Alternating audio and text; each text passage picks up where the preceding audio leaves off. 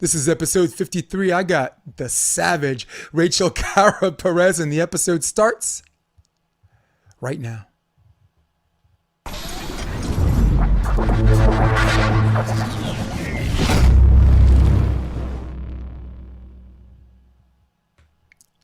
Okay, people, this is episode 43, the Option Podcast, and we've been talking about her, and now she's here because I've got to give the people what they want. Dun, dun, dun, dun, dun, dun, dun, dun. Rachel Cara Perez, what's good? Hi. Hey, how are you? It's so good to be here. It's so good to see your face. Oh man, it is.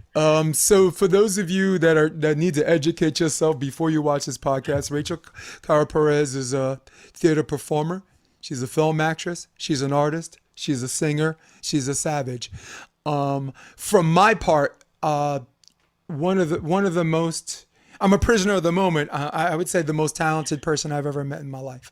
Probably not true, but I'm a prisoner of the moment, and my bias because you're here allows me to easily and lazily say that. But from the moment I met you in college, we both went to Marymount Manhattan College, which at the time was ranked number 2 in the nation in theater performance. There was Juilliard, and there was us, and and here we are. So let's this is where I get to shut up a little bit, and we get to talk about what projects you've been up to. Talk to me about I believe it's called Convicted. No. Yeah. Oh, that was a play from a couple of years ago. Talk to me about that. I did a little research, and basically it's about, I think, a kid who was trying to get away from what seemed like de facto conversion therapy, right? Trying to escape Arizona and move to New York because he realized how he was born. I should put it that way. Yeah. And it was actually written by a friend of mine, Riley Thomas. And in it, I play a detective trying to figure out, what's just kind of like everything that was going on. And it was an interesting festival as part of, I think it was Bound for Broadway Festival, the inaugural year of this particular initiative. And I played a detective that I also decided was gay, but it was an interesting take because this particular detective was in some ways conservative socially. Okay. So not as like open and out there and accepting as like other characters or even myself. But it was a really cool experience, and I've worked with Riley Thomas on a number of he's also a really wonderful composer and musical theater writer, and this was a straight play that he had created that I got to be a part of, so that was really cool. Yeah. Okay. What was your character? Yeah. So I was a detective, and wow, I haven't even thought about this play in a while. My God, it feels so long ago.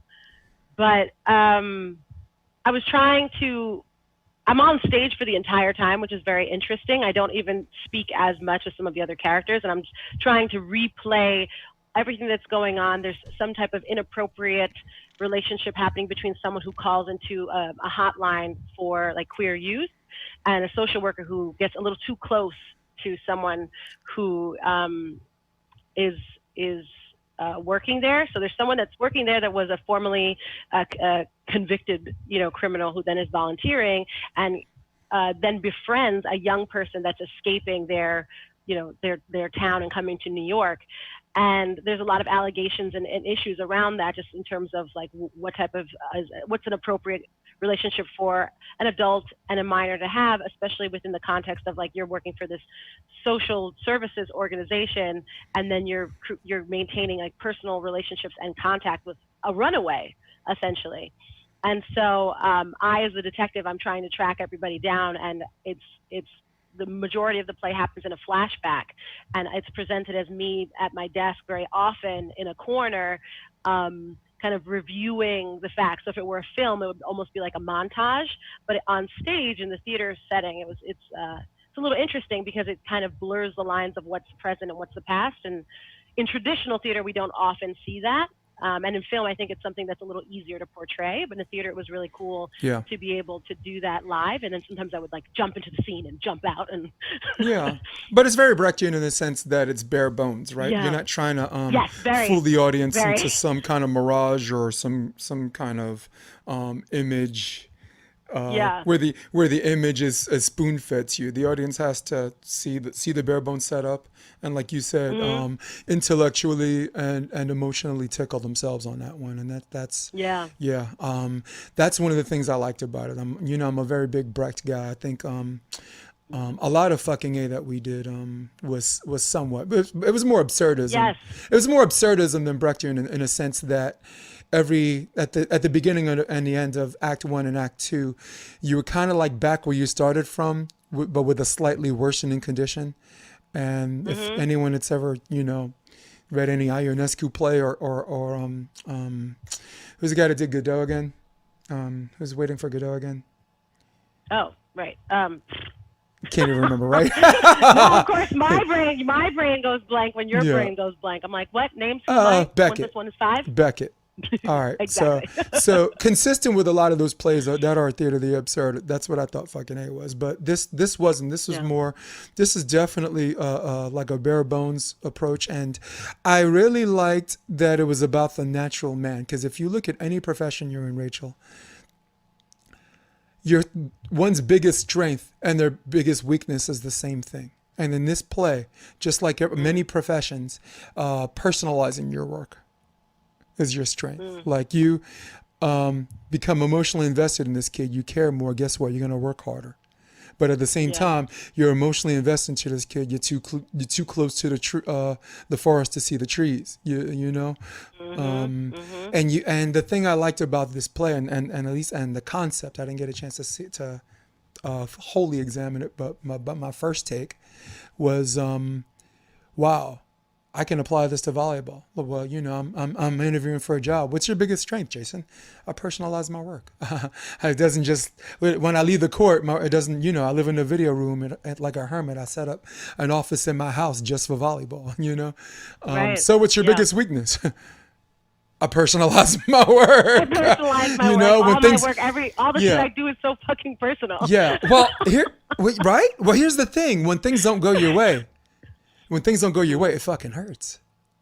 It Oh hurts. yeah. Sometimes it hurts too much, and sometimes you need when your passion becomes your career, or when and in Yeah. volleyball's case, when your escapism becomes your career. Like a lot of people play Mhm. volleyball because it's a world away from their world. You've been to Central Park, Right. right? And so, Right. but when it Yeah. becomes your career, Mhm.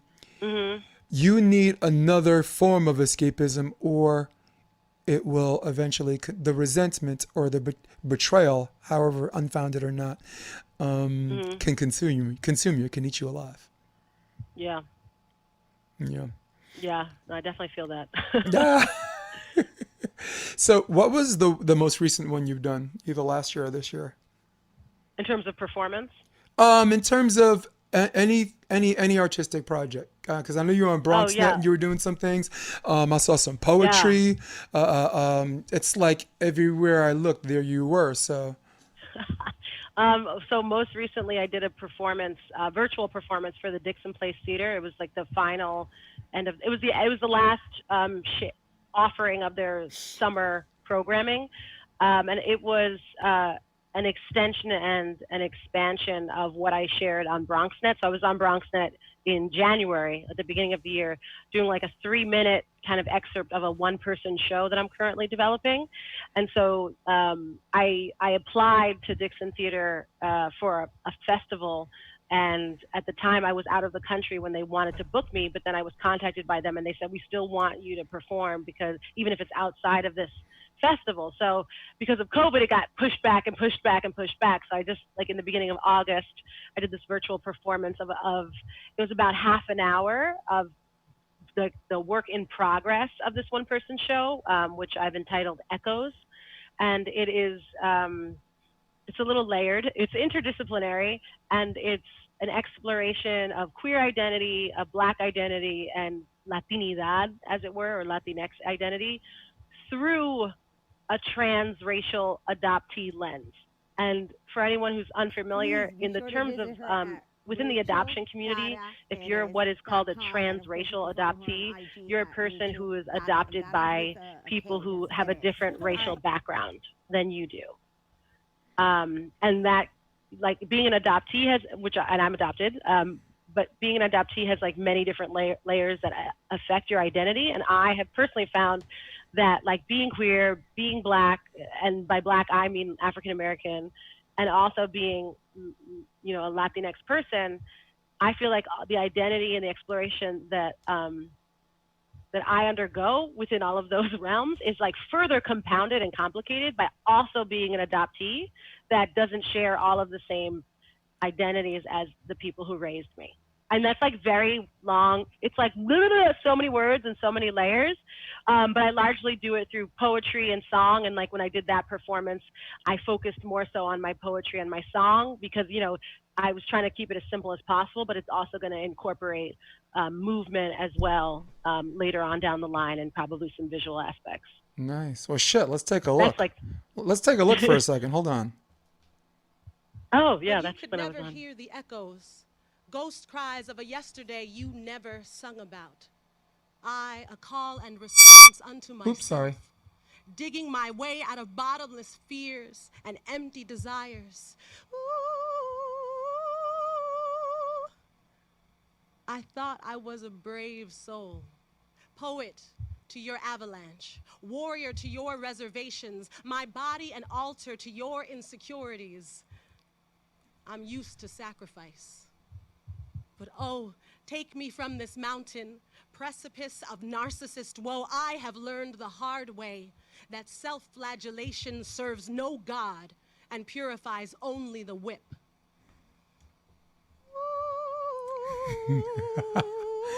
Ooh, had to put your face in the voice and do that.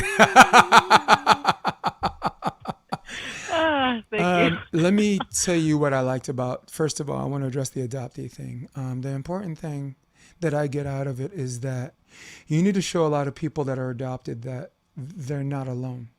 Because their differences, different adopted kids, because their differences are so unique. I won't say broad or acute or even obtuse, but unique. The differences are so unique that it's very easy to feel like you're the only one out there. Yeah. You know, and this whole mentoring thing you showed is that just like people who are not adopted, the way that we can use our differences and come together, you know, people that feel like outcasts are left out are the very ones that can take everybody and bring everyone together. It's a fascinating. You know me. I'm always going to find like some emotional investment part to the work they're doing because I guess because I'm like that. I recognize the work being put in and sometimes you understand the why and then the how and I really like what I like the interview. You know, you did the Q&A of what it was about. They should check it out. Can you give them the site since we're on Yeah, it's on the BronxNet website, or even on YouTube. If you just Google like Rachel Cara Perez BronxNet, it'll come up. It'll be like the first thing that comes up because it's from January. Yeah. So BronxNet TV, Rachel Cara Perez. Let me ask you something about a lot of the work you've been doing. You've been Sure. You've done a ton of work where conspicuously a lot of it is LGBTQ. There are many letters. It's an alphabet soup. I know. LGBTQIA+.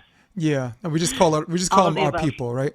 But you've done, but a lot of work has been related to that, or the promotion of awareness of that, and the embracement of that. Have you found that to be your mission statement through some epiphany or realization, or was it something where like someone had some ideas and some work and you kind of just fell into this and you're like, you know what, I have many niches, but I think I found something. I want to take the reins and run with this. Do you understand what I'm asking you? Yeah. It actually, I think, well, I identify as queer and I also identify as gender nonconforming, and and these terms didn't really exist when I first came out. We didn't have those words. We came out as different things, so actually, like, my involvement with anything within queer community is actually through the arts, and I entered that because I was actually looking for healing for myself. So it actually, my involvement and making it more public began when I joined a writing course called Creative Writing from Queer Resistance, which was designed and led by a queer writer who's of Armenian descent, based in Queens, Nancy Agabian, who's a mentor and friend of mine. And that was led at the Leslie Lohman Museum, formerly known as the Leslie Lohman Museum of Gay and Lesbian Art, and recently the title has been shortened. And it was in like the fall of 2017 that I entered this queer writing workshop, and it was like purely for myself. It was just because I felt disconnected and that I had not fully accepted my queer identity. And as a writer and a poet, I feel that writing has always been my first form of self-care. Like, even as a child, I was always an avid and obsessive journaler. And it's always been my primary way of like processing. So it was just purely selfish, just like, I need to do this for myself. And, I felt like I had been suppressing a lot of things over the years. And then from that led to readings, public readings. And from that led to, collaborations with other alumni of different, iterations of that workshop. And then we created a queer writing collective entitled Streaks of Lavender. And then we created a zine of the same name. And so that's where it first started, where I was like, oh, I can be myself outward facing and share my story and people want to hear it. Oh, that's interesting. And then because I became more vocal with that, the community is kind of small, just like any artist community in New York, the same thing with like queer folk, right? So, and a lot of us are artists. So I think I was just constantly connected from one thing to another, and through arts education, more things would come to me, and then I just, kept saying yes to them. But it really started with me trying to find self-acceptance, and then deciding to share my story or my exploration or frustrations through the art form of mostly writing and poetry in that context, and then getting involved with other initiatives that could help other people potentially do the same. Yeah, man, what awesome. It's something that I'm glad you're doing, because I think, because like you said, because it's small, and with respect to small movements and communities and what and agendas, good agendas that people are trying to push, I think that comes with the territory that you have to have some talent there to move the needle, to move the meter, if you will, left to right. And because you're so talented and because you decided to use your talent in this respect, I think it's getting the attention it deserves. And I really, I just, I hope that you continue to do more of this, but I also hope people who see this work and see your talent can will allow you to continue to do other things outside of that, because, like George Clooney had to do ER before he got to do, Good Night and Good Luck, right? Right. Sometimes, sometimes you feel like you're selling out because you got to do commercial work, but sometimes you have to do commercial work to put yourself in a position to do the stuff that you want to do. Unless you already have this opportunity, or not privilege, but like, opportunity to do that work right away. Like I mentioned Clooney because Clooney, like ER was fun to him. Out of Sight with Jennifer Lopez, those are fun films and television and what and this and that. But if you look at Syriana, you look at some of his most recent work, the last decade, Syriana. You look at Good Night and Good Luck. Even something stupid as Men Who Stare at Goats or something like that. Consistent with what we as actors see what his mission statement is. He's doing the work he wants to do now. But sometimes you got to break a few eggs and make that omelet. Go back as far as Shakespeare, right? He had to do Titus Andronicus to make some money, so he could do Hamlet, and so he could do that, other stuff like that. So I mean, go ahead.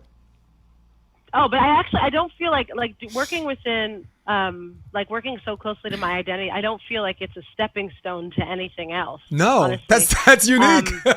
Yeah, I just feel like this is what I am doing what I want to do, but it's definitely like the way that I'm using the arts in my life is definitely different than the way I thought it would look when I was at Marymount, for instance. And I think it's very different from like the way that like my family perhaps imagined it, because it's not as mainstream. It's not as like commercial. Mm-hmm. And I think it took me a long time to realize I wasn't as interested in pursuing a really traditional theatrical path. And I actually credit a lot of that, like the reason I'm even interested in like the arts and social justice. Like very often, like my elevator pitch, as it were, is, you know, I explore and work at the intersection of social justice and the arts in my personal artistic practice and in my work, whether it's as a teaching artist, because I've worked as an arts educator for a number of years now, in both Spanish and English. Like I've worked with a lot of refugee youth. I've worked with like New York City youth, predominantly, largely in Black and Brown communities. But I'm actually more interested in the way theater can bring people together and help us collaborate and kind of create community. And I credit like Marymount and UACT and fucking A for actually like planting those seeds. Because I think my political conscience was awakened when we were at Marymount and when we were all working together. And like to be in a play like fucking A. What year was that? It was like 2005 that we did that? It was 2006. 2006, right. Yeah. Like that, for me as a young person at the time, I was like, oh, you can use theater to make a statement, to draw attention to something, because that also draws the attention to like the ridiculous, like the disproportionate number of Black men incarcerated. But it's told in this almost like fantastical, magical, realist way, but it actually like hits really close to home, and it's graphic too. But I was like, oh, I didn't know you could use theater in this way. And that to me has always just been so much more compelling personally. So I feel like whenever I do something that's more traditional, it still has to be saying something. It still has a message, or, and I guess I do a lot of like community organizing or activism through the arts, as it were. Right. If I can call it that. I'd like to. Maybe I'm being aspirational, but. All right. So for everybody listening at home, for all of my athletic followers who might have thought this girl played some volleyball, and I did in high school. Yes, I was the captain and the that's MVP. Right. That's right. So exactly. So. I played volleyball way back in the day. So those of you who were expecting like a player but actually got a real human being, the play. Sorry. The play we're talking about is called Fucking A. The playwright is Susan Laurie Parks, who won Pulitzer for Best Drama for the play Top Dog Underdog, which had most deaf, and Jeffrey Wright, 2-person play. I actually saw it. It's great. So Fucking A was a play that we as students at Marymount Manhattan College put on ourselves, unassisted by the faculty of Marymount Manhattan College. And not even really supported. Sorry. Oh, hell Just want no. to throw that in there. Hell no. People were like, what? It has a curse word? This is not gonna be good. And we're like, you haven't even read the play. How can you say we shouldn't do it? But the same hypocrites, the same weekend we're doing in the Boom Boom Room where they were, where white people were allowed to use the N-word and all that stuff. So don't even get me started. Don't even get me started. I those niggers. I got problems with niggers. Niggers this. Yeah, exactly. What? Yes, but they worried about language and fucking A? You worried about language? Exactly. Go kick rocks. So anyway, and I'm getting somewhere, and I'm going to give you the floor. Ishmael Wilson, young, beautiful mind, 20 years old at the time, not even old enough to get into a bar and have a drink, had a vision. All of the plays at Marymount were directed towards non-African American and not cultural, what we will affectionately refer to as cultural theater. And if you don't have plays that are cultural theater or African American, you're not going to cast African American and Latino students. They try, and they always feel like they're hopelessly miscast. But Ishmael Wilson had other plans. He started a group called UACT. This is for everybody listening. UACT is called United Artists of Color Theater, and it was a movement he started. He did a small project called August Wilson Tribute. I was even in it. It was 7 guitars and this and that. And then he dared to do the biggest ensemble play not supported by a faculty in any college program in the United States of America. Students put this on ourselves. We got our own space at Marymount, something we call the 8th floor, which used to be a swimming pool. That they got rid of the pool, and it was just this big open space where like dancers could rehearse, and people could do scene work, and like people can like hold a piece of paper and talk to themselves and look like absolute crazy people. So Yes. Ishmael had this vision to do a Susan Laurie Parks play that provokes what you're talking about, that takes this surreal absurdist style to make people aware of unfair incarceration. She talked about white privilege back then, before white privilege was an actual word. This is 2006, people. Yeah. And Yeah. basically the cast had about 20 plus people. Then all of a sudden, there were people that were interested. And this is where I push back on you. Someone who's very good at lighting is like, I heard you guys are doing a play. And I'm excited. Tell me, what can I do to help?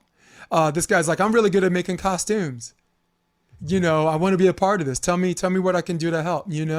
I came along. I'm Ishmael. I'm ex-military. Your bounty hunters. You want them in shape and you want them scary looking. How can I help? And he's like, okay. You were really fucking scary when you did that too. I was like, oh my God, this is so real. Yeah, so it was great because it was United Artists of Color Theater. And the other color, which was white, looked like they wanted into and they wanted to help. And these weren't people, they didn't want to help because they didn't get cast in something. They literally wanted to be a part of something that they saw was special. And this play, for everybody listening, which won best play in our school, and it was the first time something won best play that was not directed or navigated by the faculty. This was all student run, followed by this brilliant mind and this talented lead. And it was 3 days and it was standing room only. And the last day, I believe Susan Watson Turner came. She was the director of The Wiz, the first production of The Wiz. And I believe there might have been a Susan Laurie Parks sighting, but that's I think that's an urban myth. But don't tell me that. I'm gonna have a heart attack. I know it was terrific. Glad I did not hear that back then. Yeah. So Rachel Perez, with 3 days left before opening night, who was was Rachel? You were an understudy for the lead role. Yeah, for I was the understudy and the assistant. I was supposed to be the assistant director and understudy, or with production assistant. Yeah. I forget. I wasn't supposed to be in it. I was like doing another show, and I was the understudy and like assistant directing or something. So big falling out. Joey Sears and Ishmael falling out. We have 3 days to prepare this play without a lead, and in comes Rachel Perez. Talk me through that process. As far as running lines, memorization, moment-to-moment rehearsal, scene study. Talk to me about that. So as the understudy, I never expected to actually be acting in the play itself. I had just finished overlapping it and ending. I think I had just done one of the main stage. I think I had just done like Wild Party, the musical. Yes. Yeah, so I had just done that, and then I was also kind of sick, and I was like back and forth with strep throat, and I was just doing too much and kind of like burnt out. And so it was like I had done like some other concert, and then the main stage, and then this was like the third thing in a row, one right after the other. But I felt like I was part of it in a way that I could manage, because I was like, okay, well, I'm not going to actually be acting in this. And probably I didn't think I'd have to like really learn the lines either. But I was the understudy. But was I really memorized? Fuck no, I wasn't ready for that. You battle wench, you think this is a film? I was like, I'm not going to go on. I'm just here to support people and to like make sure the actors are happy. But no, so then, unexpectedly, I had to step in. And like, well, you're the understudy. And I was like, oh shit, I really wasn't prepared to actually go on. So I had like, I don't even think it was a full week. I had like a few 3 days. To just, it's like a blur. And to learn everything. So I didn't go to class. I just skipped classes because I was just like, this is more important. And this is why I'm at school anyway. I can make up the other shit. But I'm here to perform and tell stories, and that's my priority. And so basically set up a schedule for, like, Ishmael was amazing, and Ishmael, like, to this day is probably like really, he might be like the seed that made me even think of myself as a political being, because I didn't really understand what that meant. And then, like, my friendship with him, I think just like irreversibly changed my life and my identity as an artist as well. But he set up schedules. So, like, people, I knew I wasn't going to class, so we were like setting up schedules for people to come and voluntarily help me memorize and run lines during the day. And then at night, I was dorming at the 92nd Street Y. And you remember Kristen McCullum, or CJ? Yeah. He and I lived on the same floor, and he every night would stay up with me until like 3 a.m.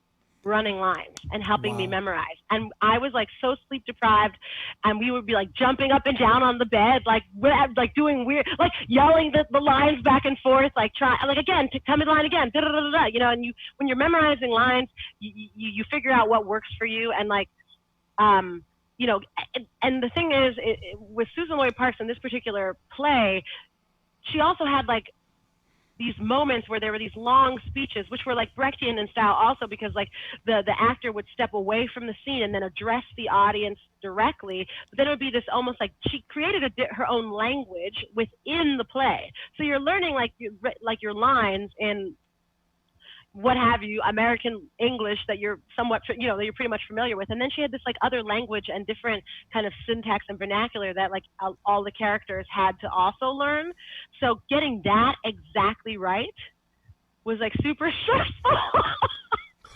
But I think I just didn't really sleep for a few days, and I just was memorizing lines all day at school. Like, I would be in the building, but I wouldn't go to class, honestly. I just like memorized the lines.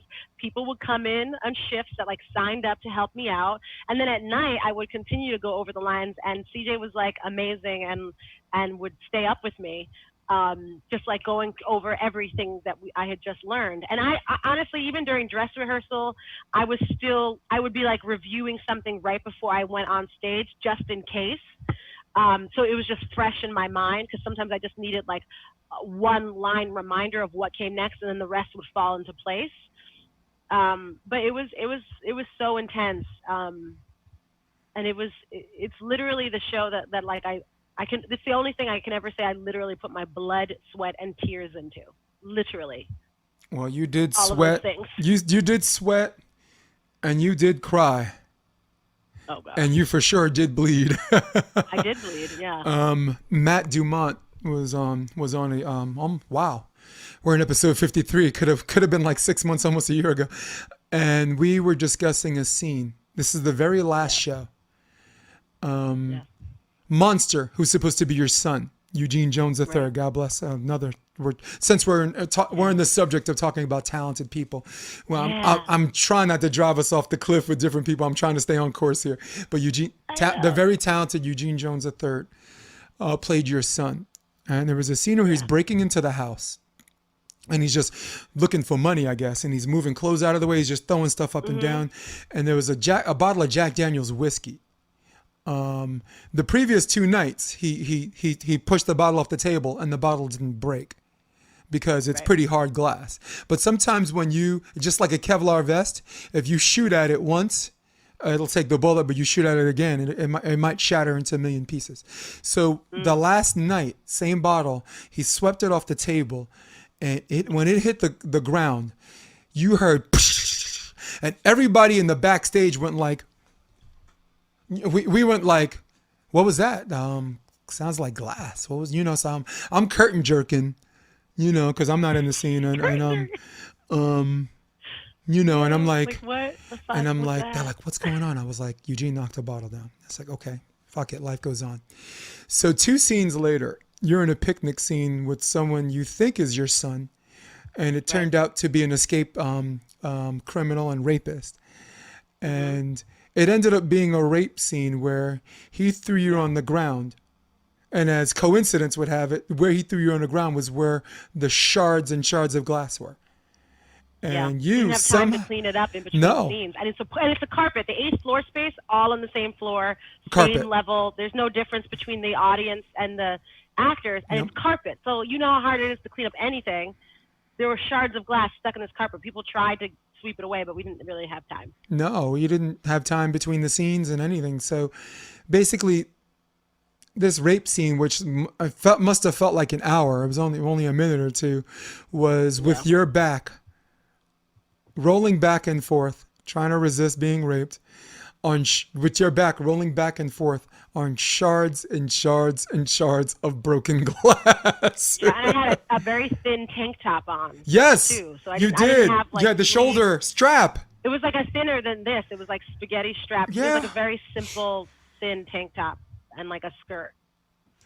And the It was supposed to memory be, I like, a have, summertime or something. I mean, I'm not using this memory as a straw man or whatever, but the memory I have was this because you had to find a way to, in between Act 1 and Act 2, everyone has tweezers and they're pulling pieces of glass off of your back.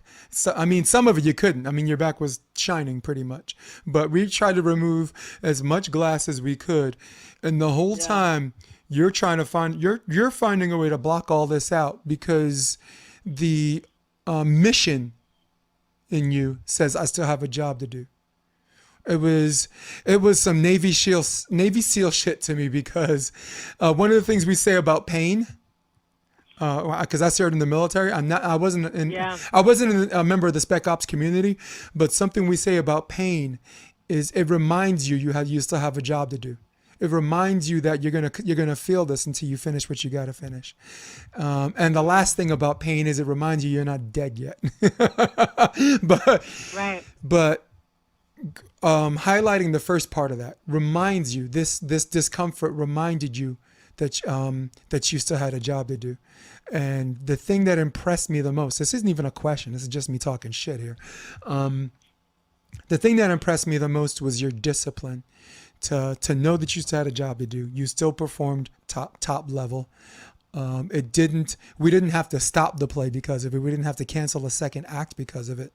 And there was so much leaning on it because that last day, there were so many important people that came to see the play. Mm-hmm. People found out about the first night and was like, all right, I want to go Saturday. And they're like, nope, can't go Saturday. Sold out, Okay, I'll go Sunday. Yeah, all right, yeah. Sunday sold out too. No, I got to get in. And this Sunday was Susan Watson Turner, possibly Susan Laurie Parks. Of course, the faculty, because now they're hearing buzz about this. And the Boom Boom Room was an afternoon production that just finished, so they all agreed to just stand in the against the wall if they could just be let in. So the entire cast from In the Boom Boom Room was there, and there was so much leaning on it because now that they got the attention that we thought our mission statement deserved. Ishmael's like, what's your fucking A? What's your fucking A? And so impressed. You freaking did it. Thank you. You freaking did it. Thank you. What was, now this is why I'm going to give you the floor. What was the most difficult moment in the rehearsal and process and in the performance that was, if you can remember, that you had to conquer? Was it the one I mentioned? Yeah, I think so. It's like it was kind of like two things. It was like there's that scene, the rape scene, and also coincidentally, the person who played the rapist in that scene was my friend Kristen, CJ, who helped me memorize my lines every night. So we were really good friends, and he had to, in that scene, we have to be enemies, and he has to commit a very violent act. So I know that fucked with both of us, and usually after that scene, both of us were left alone, and nobody really talked to us because we both needed a little bit of space to process. And then we were all good, but it's just like a very intense thing. I think in the rehearsal process, the hardest thing was you actually said something to me one day. I think it was you and Ishmael. I was like, you have to be careful that you don't go too far. I think that was my biggest thing. I think there was like one point where in rehearsal, I remember you come in to take my son from me. Mm-hmm. And I started freaking out and screaming and crying. and I grabbed him back to try to get him from you, and you were like, okay, well, you still have to like let me get him off the stage. Because There's still a stage direction here. Don't get too lost that you don't, or that you lose your voice, or that, things like that. So it was like trying to ride that balance of being true to the story and being in the moment, but still taking care of my instrument, of my body, of my voice, of my mental health. I don't think I did a very good job at the time. I was 19 years old. But I was a little more cognizant of it. I remember after that particular day, because like I think you had said something, I think Ishmael had said something, I think Sylvester maybe said something too, where they were like, you still have other things to do. Like, I don't want you have to remember, be in it, but also be the one, be like, you're still the artist, like painting this, you have to still have the control. So I think that the hardest thing for me was that, and a lot of it was personal. Like the trauma was not like totally unfamiliar to me, just because like within my life, I know people or have been connected to like similar acts of violence, either directly or indirectly. And so I think that was really fucking with me.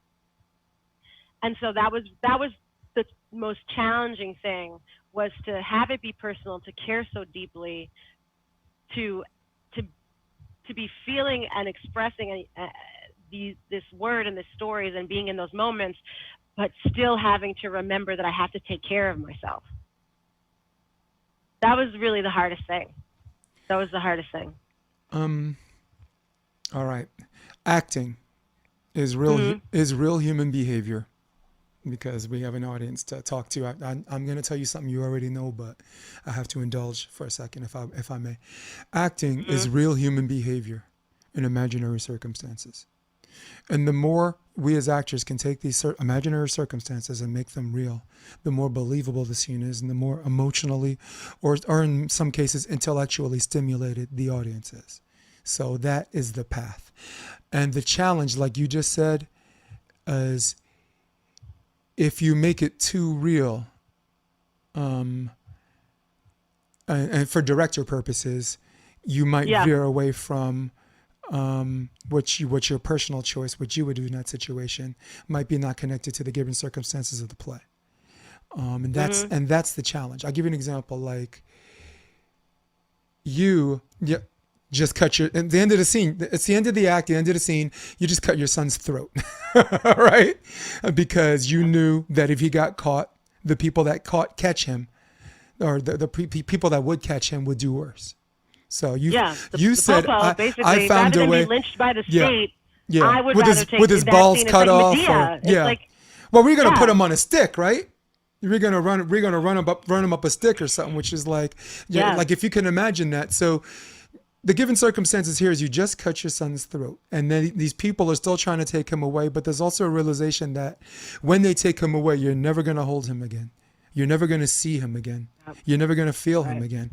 And if he goes away, your two choices of I'd rather have my dead son in my arms than never see him again is a real thing. It's a real emotion. It's a real emotion, and it was a challenge. It is a challenge for you as an actor. I mean, listen. I'm the hunter that had a knife. I had that big ass bayonet, right? Normally, someone that sees someone with a knife like that and assumes they know how to use it is going to be like, okay, hey, he's already dead. No, but we're not talking about that. Yeah. We're talking about your son. We're talking about something that your rational mind is willing to risk death. Because of the passion and the emotional investment you're consumed in this character, or should I say, his name's Monster, and his real name is Eugene Jones. That was so real.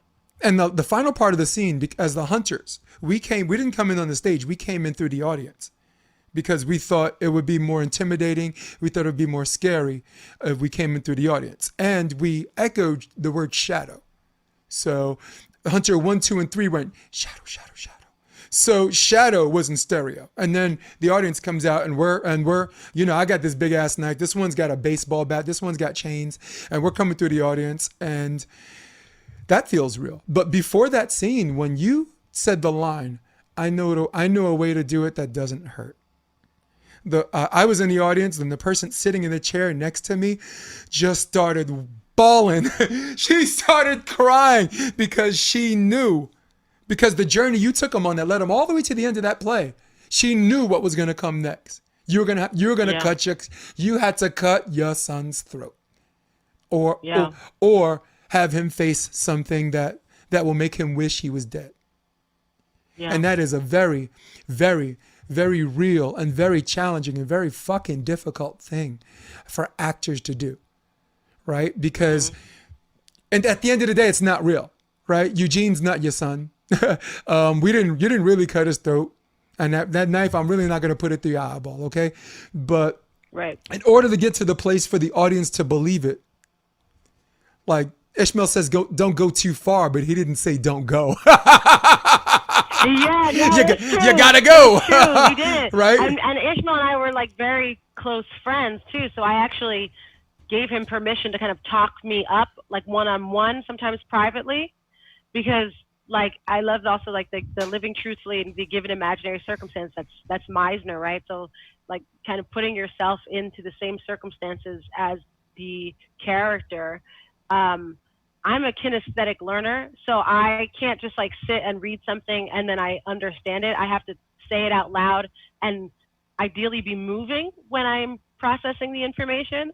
And so some of my character development work was like one-on-one with Ishmael, where I would have him talk to me directly as if I am the character, and just like improv and like kind of like say fucked up things that maybe my character would be hearing or thinking, and that would be part of my character work. And you know, we've done that. We had done that before, and like I did it with consent, and we talked about it, and we checked in, because I just knew that like I also with the short time I had to do a lot of character work in a very compounded, it was a very compressed, amount of time. Like normally I would have had a few weeks at least to like really kind of take my time and go layer by layer, and I kind of had to just dive in and just do all the things and say yes to everything. That's the way I chose to do it, right?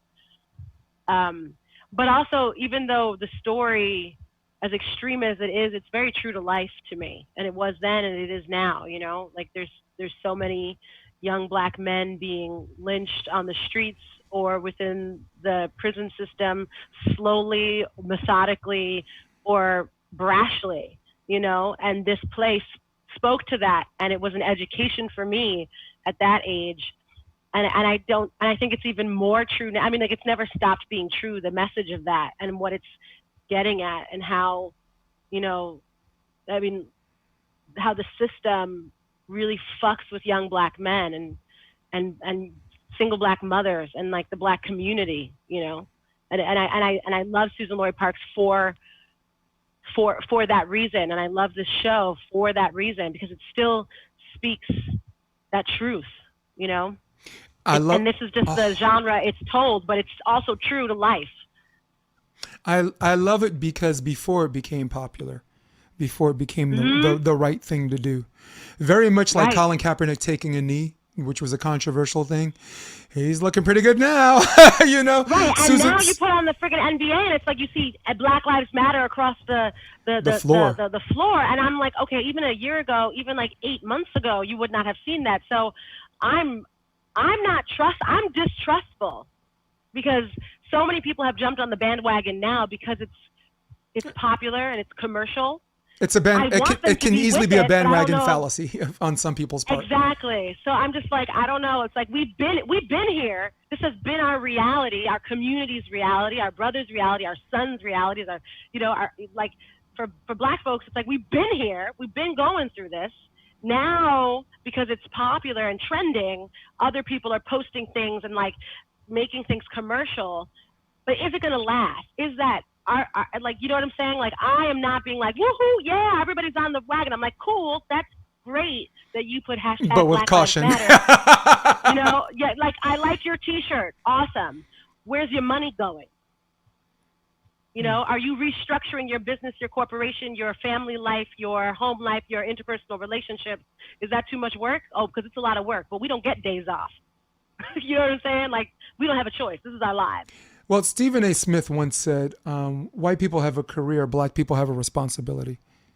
Like everything a black man does, the more popular he becomes, the more highlighted his mistakes are out there for the public to see, where a white person who's more popular or in that same position or higher doesn't even get half vilified for that. Like LeBron James has to be, think about what he's done in his life.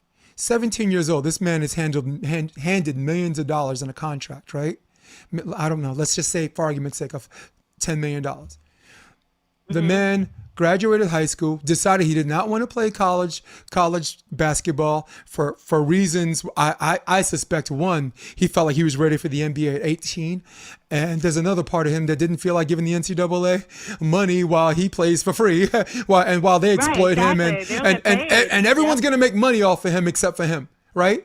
Exactly, I have a podcast called Sports Debate Tuesday. Okay, I get money promoting that podcast, just talking about college sports. I get paid. Okay, so and until recently, and I got 100 stories to tell you about right to likeness lawsuits and this and that by black men. I want to highlight someone later. His name is Jason Olive. But think of LeBron James. Graduated high school, got handed a bunch of money, didn't spend it like a fucking G. Married his high school sweetheart. No scandals off the court. Decided he wanted to win a title, goes to Miami. Decides he wants to come back home, right the wrong, goes back to Cleveland, wins. And he's to me, the GOAT is Michael Jordan, but the basketball GOAT on and off the court is LeBron James, because that man's philanthropy and the stuff that you don't see him with a big check next to someone taking a picture is off the page. The man is offering scholarships to anyone in his hometown that graduates high school with a certain GPA. He's going to pay for their college. So that man seized his own power, and that power transcended to the NBA. And as far as this whole taking a knee and sitting things, you never saw basketball players take a knee, because in their collective bargaining agreement, it was contracted that they were to stand. And that's the difference between the NFL and the NBA. The NFL, and originally, people don't notice, you might not notice, all the players stayed in the back for the national anthem. They didn't come out. And then when the anthem was done, now you're starting lineups, because that's how they set the stage. They were never even out there. But after 2009, our government of the United States gave the NFL $4.2 billion for what I would affectionately refer to as paid patriotism. Let the players stand out there. Let them bleed a little red, white, and blue and this and that. So for the people like, oh, stand for the anthem, of people that says one nation under God, that, don't realize that was put in there. And for the people that were thinking the NFL players were standing for the national anthem for the last 50 years, go kick rocks. Do your fucking homework. Do your homework. That was 2009. That's only 11 years ago. So, Right. And I don't want to get too much off of our page, but I wanted to give you an example of but like, do you know what LeBron James had to do to achieve his status? He had to be perfect. And they still want to crucify him. They still want to vilify him, because he finally used his platform to actually have an opinion about politics. Okay, and that's and good for him. And the NBA, and this is what I was getting to, the NBA, when it was good for the owner's bottom line to not get involved in this politics shit, if they thought it would affect their money, their intake, they stayed away from it. But when you have the best players saying, this is what I want, all of a sudden, from the owners and the new commissioner, Silver, that commissioner is awesome, dude. I'm not saying Stern wasn't. Stern was very for the players too. The NBA right now, and whether you're into sports or not, the NBA is not the only league, but as far as a league being run by the players and not by the coaches and the GMs, a league that is influenced and run by the players more so than any other sport is the National Basketball Association. They if it comes down to a coach having to go or a player, it's gonna be the coach, unless it's Popovich. Or unless, Pat Riley back in the day, there are some untouchables. I call them the Fab Five. Yeah. But think about every other league. If it's the coach or the player's gone. So what people like LeBron James have done has made Black Lives Matter a movement. And I have friends, listen, I have friends, intelligent friends saying, I'm not watching the NBA anymore because of that. And the NBA and the owners have decided, okay, that's money well spent. That's that we lost a ticket holder for that, but our audience is predominantly it's global, right? Look at all the white players. I have a joke for you. What do you call a good white player in the NBA? European. European. Okay? The NBA is global. The best white players aren't even American white. So if an American white person decides that their nationalism takes precedence over activism, fine, bye. We still got Croatia's still gonna watch us. Lithuania's still gonna watch us. Right. China is for sure gonna watch us. Ghana is gonna watch us. South Africa's gonna watch us. Australia's gonna watch us. Italy's gonna watch us. And every Black American in the United States of America is going to continue to watch us. And now I'm gonna inhale, because the point I was trying to get to is because what they're doing now is what you were doing 10 years ago and is continuing to do now. And I don't blame you for having cause to pause and being careful of who is supporting you out of convenience, because listen, they want to help. That's good too. But if you want to keep an eye on them, who the fuck can blame you? Who the fuck can blame you? Yeah. Oh, by the way, after fucking A, Yeah. This is what I wanted to get to before we steered away too far from fucking A. After fucking A, what happens a year later? Some woman by the name of Patricia Simon, who's the head up of the musical theater department, was like, okay, the black people want a black play? We're going to put on a black musical. So we do Ragtime. And Native Son. They put on two like predominantly David Mould, black stories, yes, like directly after we did that. Because they were like, oh, we didn't know that there was all this black talent. Well, it fell on its face for two ways. Native Son, the person that was supposed to be the lead, Eugene Jones, got permission to opt out. He was in the BFA, and in the BFA, you can't opt out without permission during the academic year. And that's why a lot of people choose BA instead of BFA, because the BFA, you're not allowed to do outside work during the academic year. But if the outside work you're doing... Oh, right, because you got the film. Yeah, not just that. He did Mother Courage with Meryl Streep and Kevin Kline. Right. I went to that cast party. Isn't that amazing? I got to meet Meryl Streep. I went to that cast party. I was like, yay. Sorry. So, no, and we can talk about Meryl Streep in a minute. But, Native Son fell a little bit because they lost their lead. But David Mould, good director, and even on his worst day, a consummate professional, found a way to put on a good play. But what happened after that, Ragtime, actresses like Ashley Ahmad Devois, you weren't in Ragtime either, right? CJ was. But there were a lot of people in the BA program because a lot of people in the BFA program didn't have a musical theater minor. They weren't required to audition. If you're a musical theater minor, the BA kids, they're allowed to do outside work during the academic year. So a lot of them opted out. Right. So she got so upset that certain people didn't audition or weren't interested in auditioning. She said in the theater office, and Ashley was there and two other people were there to witness, that's the last time I do this for you people.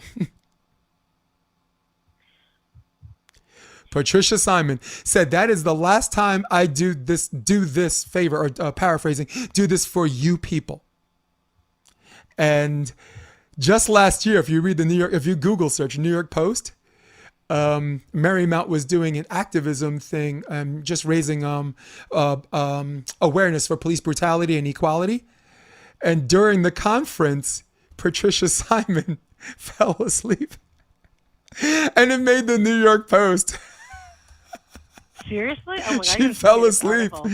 I'm gonna pull it up. Hold up. But even recently, Marymount students have been Black and Brown Marymount students have been calling out the theater department for racist practices in casting, and like that has been an ongoing thing that I've been seeing like on the social media, like, you know, through the social media grapevine. A lot of like current or recent students of the theater department have been calling it out for their racist practices, and then like alumni have also been commenting.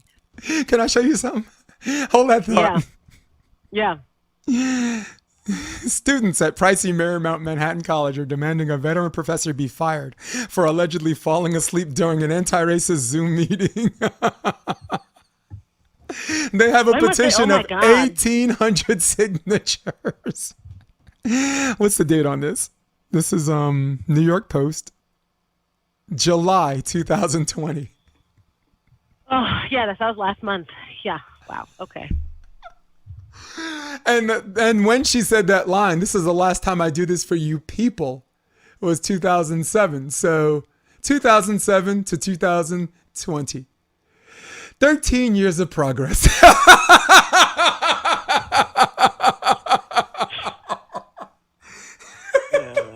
We were definitely ahead of our time, So since we're on this at least in that. subject of racism, I wanted Yeah. to talk to you about the uncomfortable subject of protesters versus rioters, protesters, BLM versus Antifa, and raising awareness and by the means of violence or non-violence. And I'd like to give you my take because this might just inspire you to push back or agree or whatever.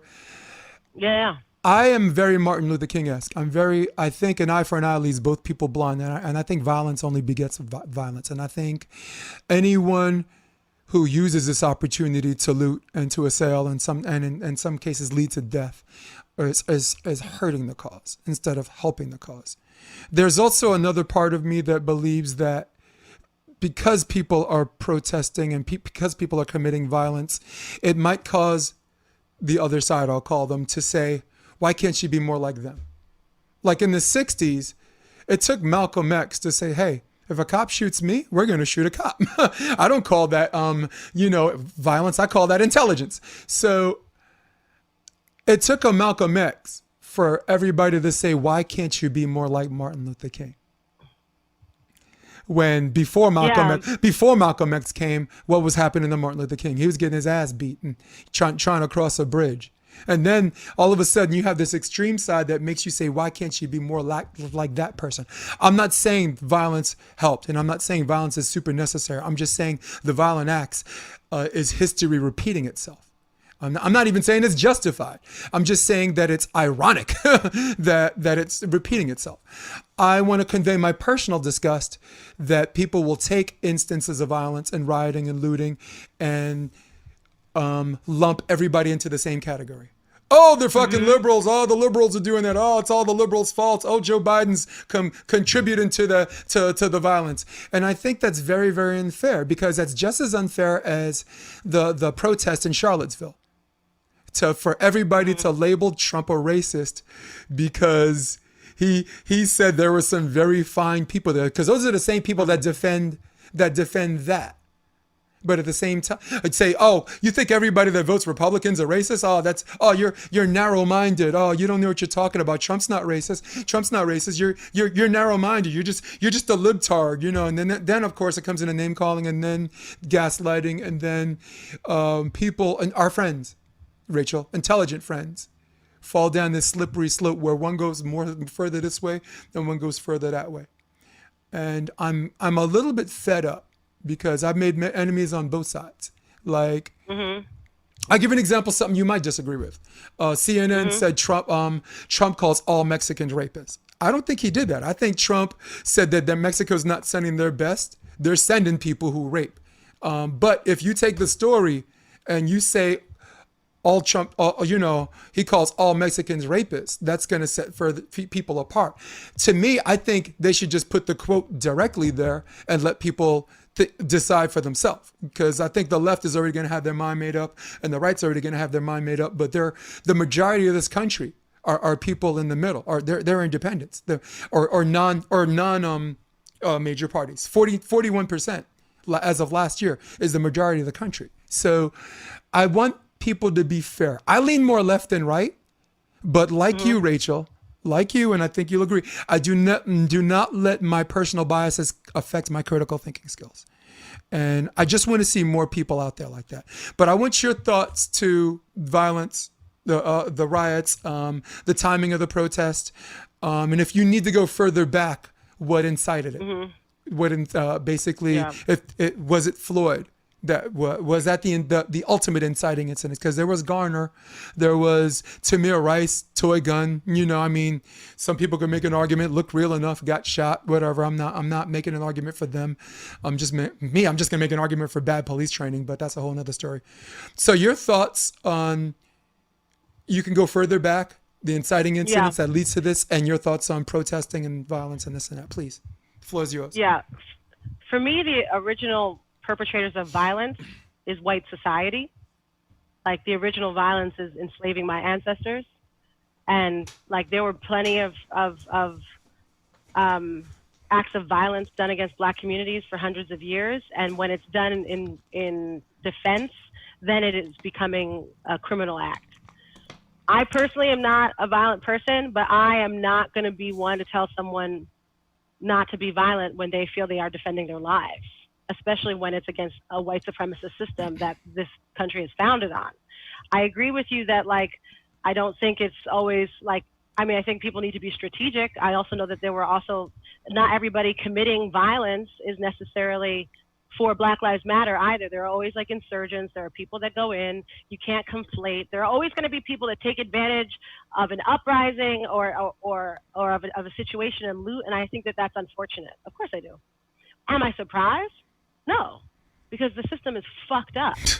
And I think that the reason people justify it on, like, if a white person does it and walks around with, what is it, a huge, what is it, AR-57, what was that? You know, AR-15. What it looked like was an AR-15. I don't know I don't know guns. I don't know anything about it. So forgive my ignorance, or maybe whatever. But that's intentional. You know, I think that, you know, the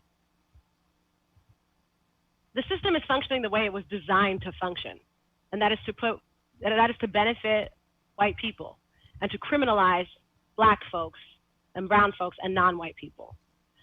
I am not surprised that when it gets to the point of unrest and protest, I don't say, oh, I support only peaceful protest. I think that is condescending, me personally, because I would say naive. Yeah, maybe naive. Yeah, because I also think, like, if it hadn't gotten as big as it did, then people wouldn't be paying attention.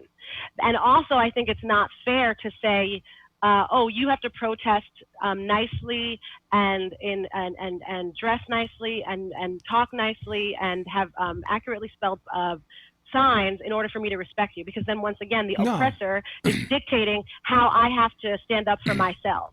And even Martin Luther King started to become a little bit more radicalized towards the end of his life. Like, Malcolm X kind of was seeing how he could use certain allies to his benefit, and like, I think that they were, you know, meeting more in the middle in some ways. And I think it's very convenient to just make it be like, oh, there's violence, and then there's the people that aren't violent.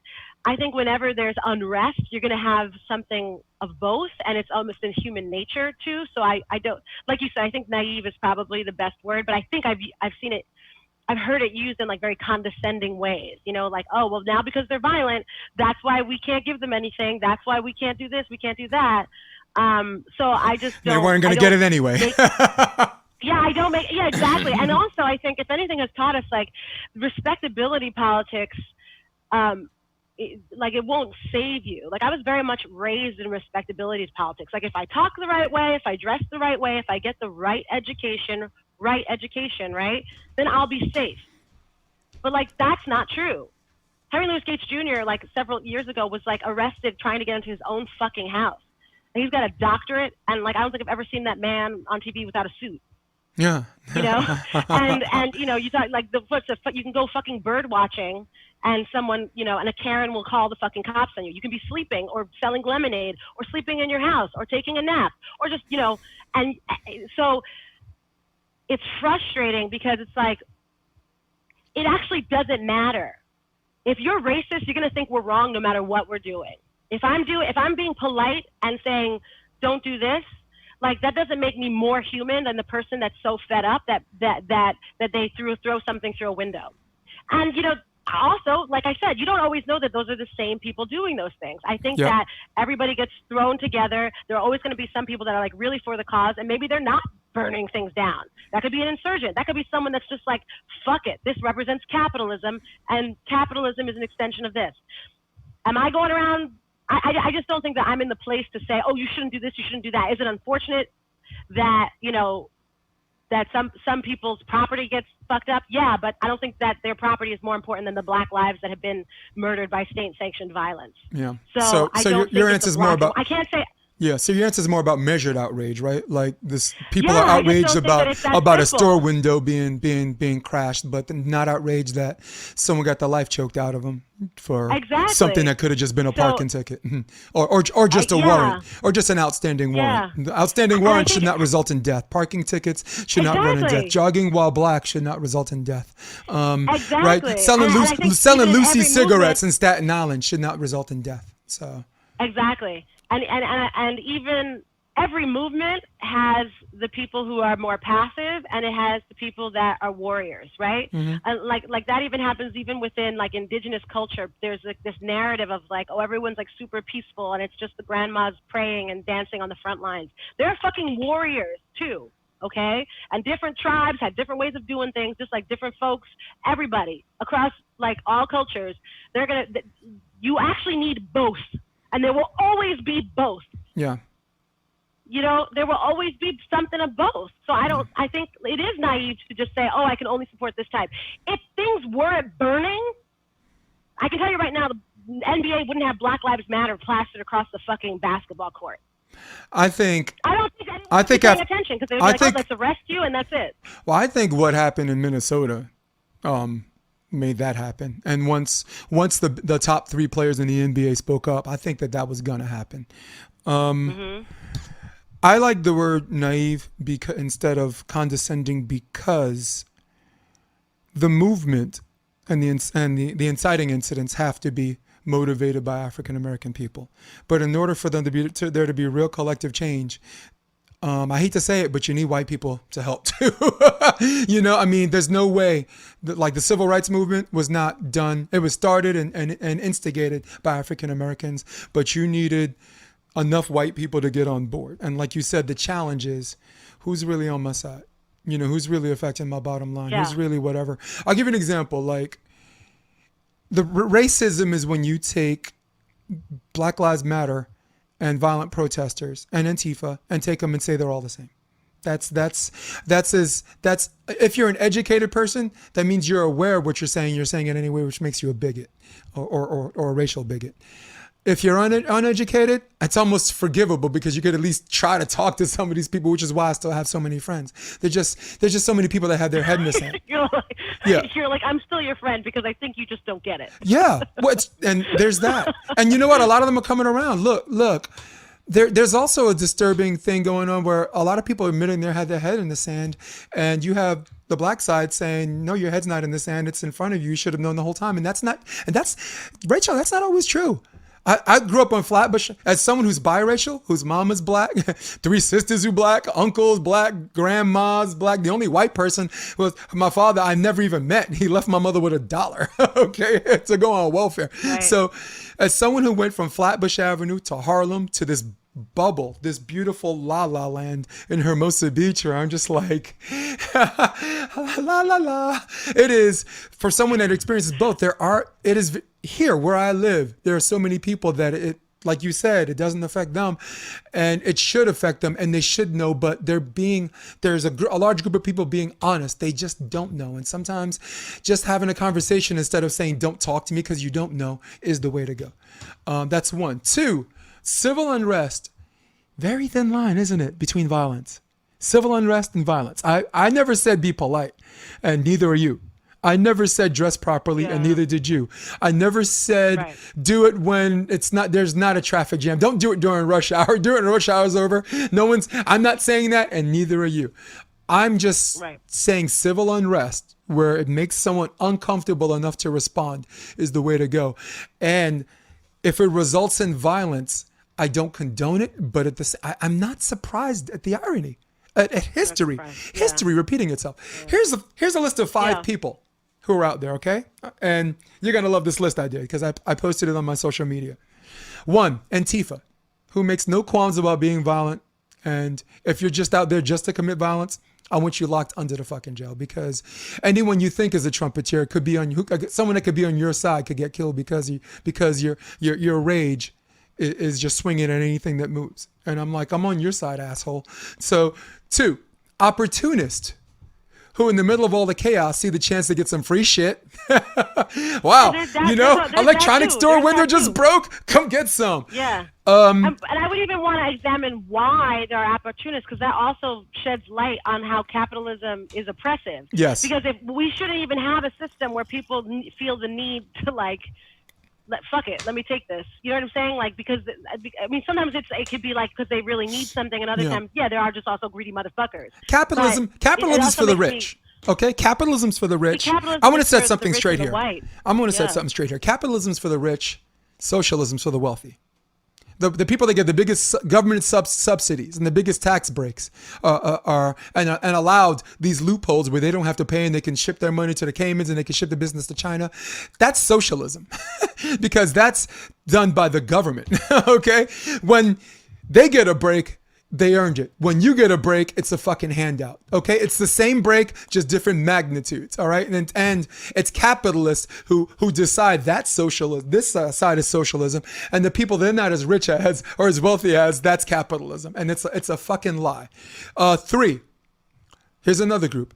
A very small group of white supremacists who are assigned or are freelancing in disguise to cause disruption and destruction, as reported by the Minnesota police. They got one. They Q&A'd him, and he owns up. I'm here because I know it will make black people look bad.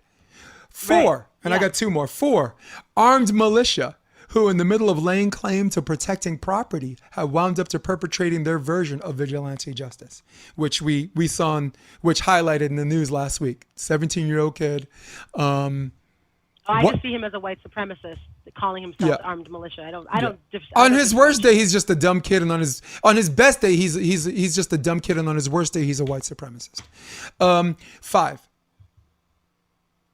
Oh, 4. Sorry, I skipped 4, but I'll call 4 or 5. People who claim to support BLM but clearly did not get the message about the nonviolent part. Some dude had a BLM tattoo on his neck, committed homicide, and said he did it in the name of BLM. When, if you look at their website, it clearly says, as of June this year and as of July, they repeatedly condemn violence in their protest. So there are some people that lay claim, just like white supremacists lay claim to being Trump supporters. Oh, but they're not all Trump supporters. The same way you have to look at BLM and some of these extremist people. Now, out of the 5 people, I'm going to tell you who voted for who. 1, Antifa. They're not voting for Biden. Some of them are, but their agenda is nonpartisan. It is a statement through extremism and corporate establishment, democratic. What do you call them? The DNC establishment, and a lot of those people is just as bad as the Republicans are. So they're not all voting for Biden. 2, opportunists and looters who just see an opportunity to steal shit are not even registered to vote. Okay. They're probably not voting. 3, white supremacists. Times have changed. I mean, they might have been Democrat in the 1800s, but they're Republican now. Okay. Right. And the Democrat meant something different back then. Yes. Too. And the Republican Party, if you remember back then, was created to combat racism. Which, again, times have changed. 2, 4, the people who incite violence in the name of BLM are not voting for Biden or Trump. You know, if they're paid protesters, they're taking the money. They have no party affiliation, and some are just Democrats by convenience. But that's not a huge turnout for Biden. And 5, our militia group who were explicit in who they were voting for. That kid, if you look at videos, he was at every single Trump rally. He is Trump 2020 through and through. So when people talk about, oh, liberals are causing all this violence, Biden's supporting it, liberal this, liberal that, I want people to take an objective look and not lump all liberals in the same department the same way they want us activists to not lump all the police in the same category because of the acts of a few bad people. There's an overwhelming hypocrisy of what, I'll just say, the Republican Party is asking people to believe based on the actions of a few, and at the same time are supporting a department and a culture, as you referred to it as, supporting a culture regardless of the acts of a few. It's cherry picking. It's a playing to an audience to get votes. It's playing to the media for sweeps week so they can get paid. Because the more scared you are, the more you're watching their channel. So you could be scared more and eventually have a heart attack. You might think you have COVID. No, your heart's beating because you're scared to fucking death. So Right. your thoughts on my Fab Five? Which ones you disagree with? Yeah. Well, I think it's a really interesting way to break it down. Actually, I thought that was actually kind of cool. Let me think.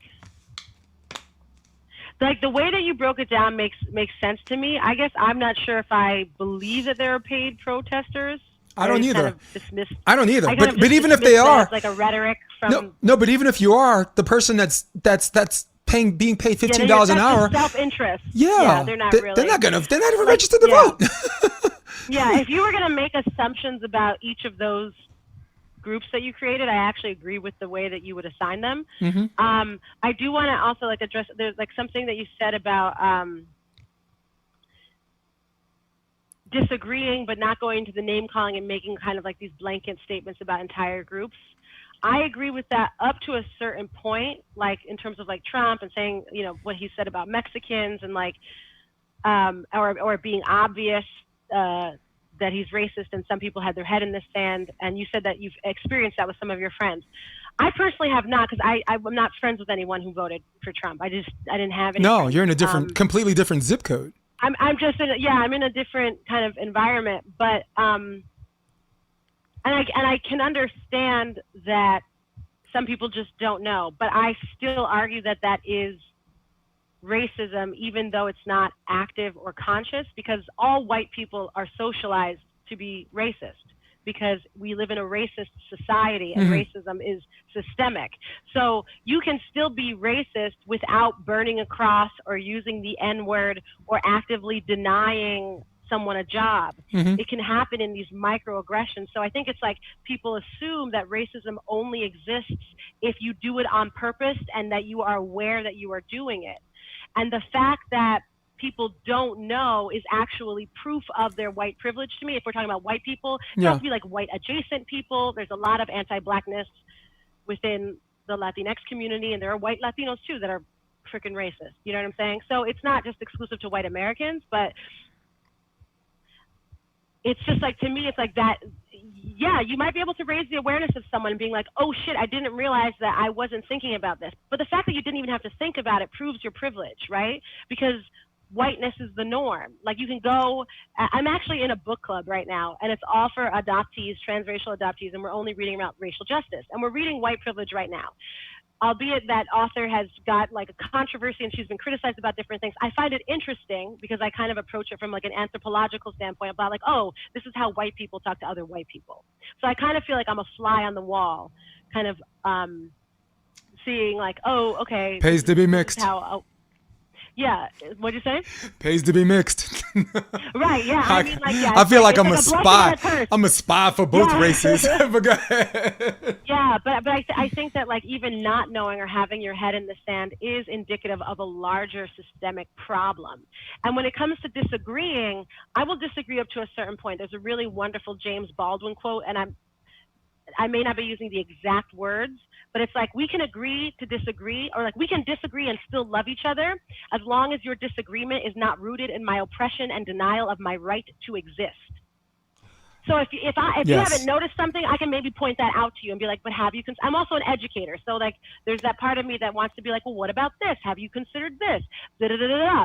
But if you're just coming in here telling me that like, you don't think Black Lives Matter, like at all, like matter, like that, like at all, like apart from or even worse, like all lives matter, but or you're like, what'd you say? Sorry.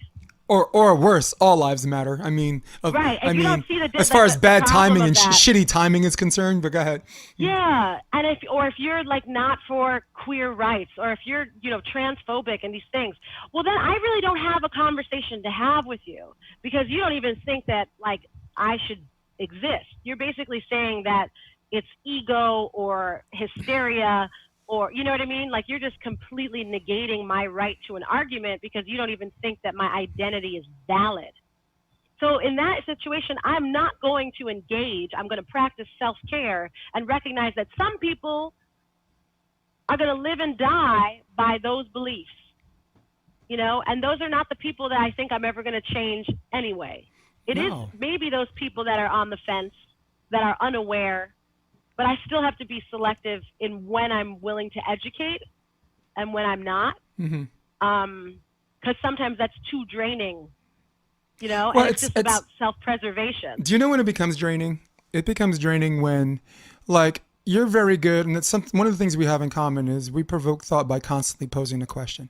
And if you're constantly posing a question, you're constantly finding ways to answer these questions, and sooner or later you're going to come to some kind of conclusion, like you said, well, you agree to disagree, or you're like, okay, wow, I didn't know that. I came out of this conversation with something new. You know, I agree with that part. And that part, I think he's full of shit. But your exhaustion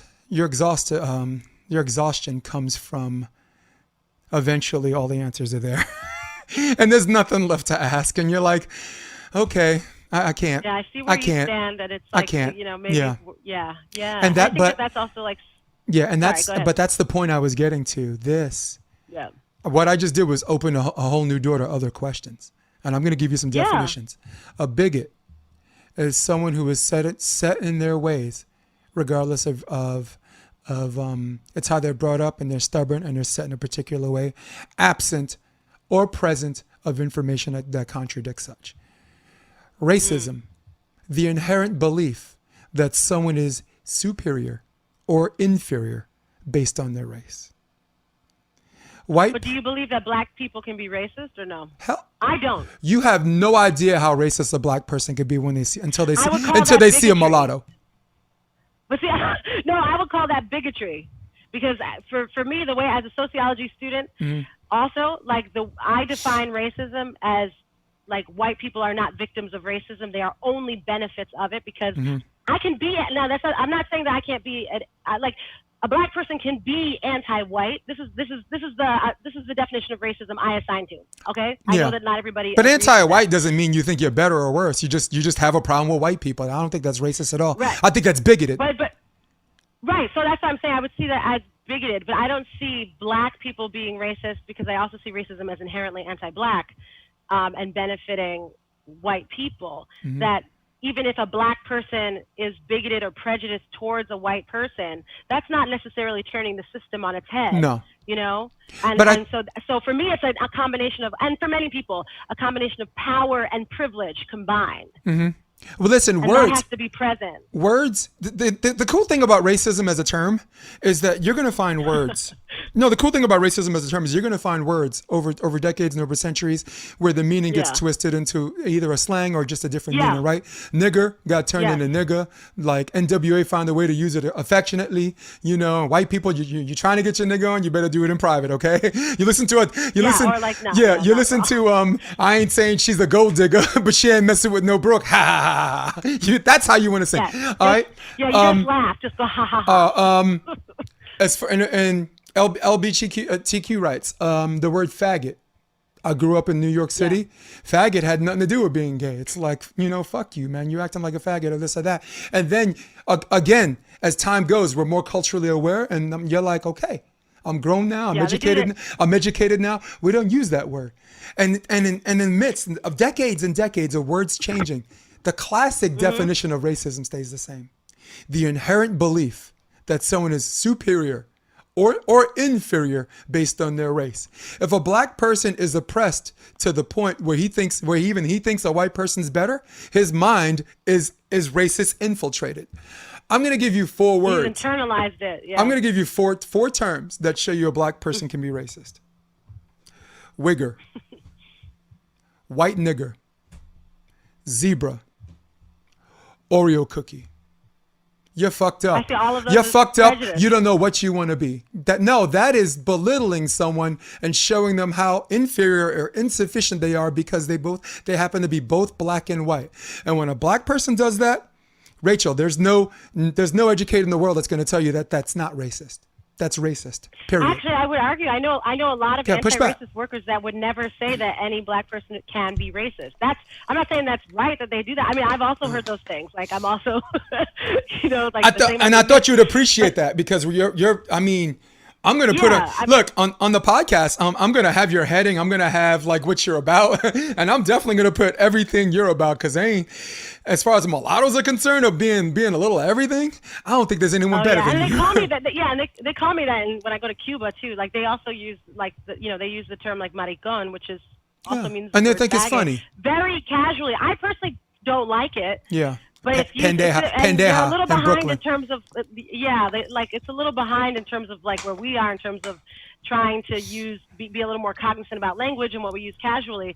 But I would like what you're saying in terms of like, especially what's addressed towards like biracial folks or like other black folks. I'm not saying that black people cannot be prejudiced towards other groups, but in the larger, I'm always going to defer to that system, that larger system in place. No, collectively, I gotta agree with you. Race was also invented by white people, right? But racism has become real because even though race in itself is technically a construct, right? Like our race is technically human, but racism, this invention, the oppressions and the violence because of it are very, very, very much real. Yeah. Right. On a systematic level. I would push back against you on that. On a systematic level, if you push back, I ain't gonna cover up. I'm gonna take that on the chin because everything you're saying is not wrong. Right. I think we're just defining it differently. I think I got a little bit more acutely, as far as acute awareness is concerned, and what some would call a smaller scale, that is heavily overlooked because in this country I don't think there's a whole lot of pure anything anymore. Ain't no pure. Yeah, what does purity even mean, what the hell's even right? pure Puerto Rican? It's a mixture of three different things.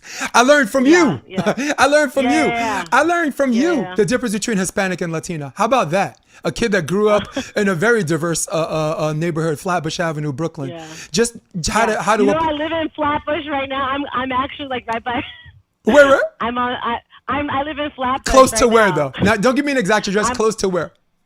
Yeah, Close to I'm Empire like 2 blocks Boulevard? from Flatbush Ave. I'm not too far from East 21st. Okay, that's East Flatbush. Cool. I was Yeah. 3 blocks from Empire Boulevard. I grew up on a cul-de-sac. Yeah. So I was just basically, walking over there the other day. where you I live, walked past where it. you live now, and where I used to live, Yeah. I guess Erasmus Yeah. High School is what's in the middle on Church Avenue. But Yeah. very, very important for me to acknowledge on a systematic level and on a big scale. I agree with you, but I desperately needed to mention that because our president's black, but he's also white, right? I am black, but I am also white. For the first 18 years of my life, I grew up. Flatbush Avenue is an all-black neighborhood. Before that, I lived in Coney Island, Cary Gardens, not to be confused with Carroll Gardens, people. Carroll Gardens, totally different from Cary Gardens and Coney Island. All right. Yeah, you ain't got no projects there, okay? You don't have a group of roaches that can't be stomped, exterminated, or beat down, okay? They will survive. You don't have place. You don't live in a place where the rent is $400 and you still can't afford it, okay? So, for most of my life, I identify with being black, but it's only because if you grow up in the neighborhood and you live in the neighborhood long enough, you become numb to the racial slurs, and two, after a while, everyone's that's Jason. He's black. He's just a light-skinned brother. So there are large people out there that have an identity crisis because they're direct multiracial descendants that I urge, that I strongly implore, that deserves its attention, but is constantly ignored because of the assertion that we have the best of both worlds. Bullshit.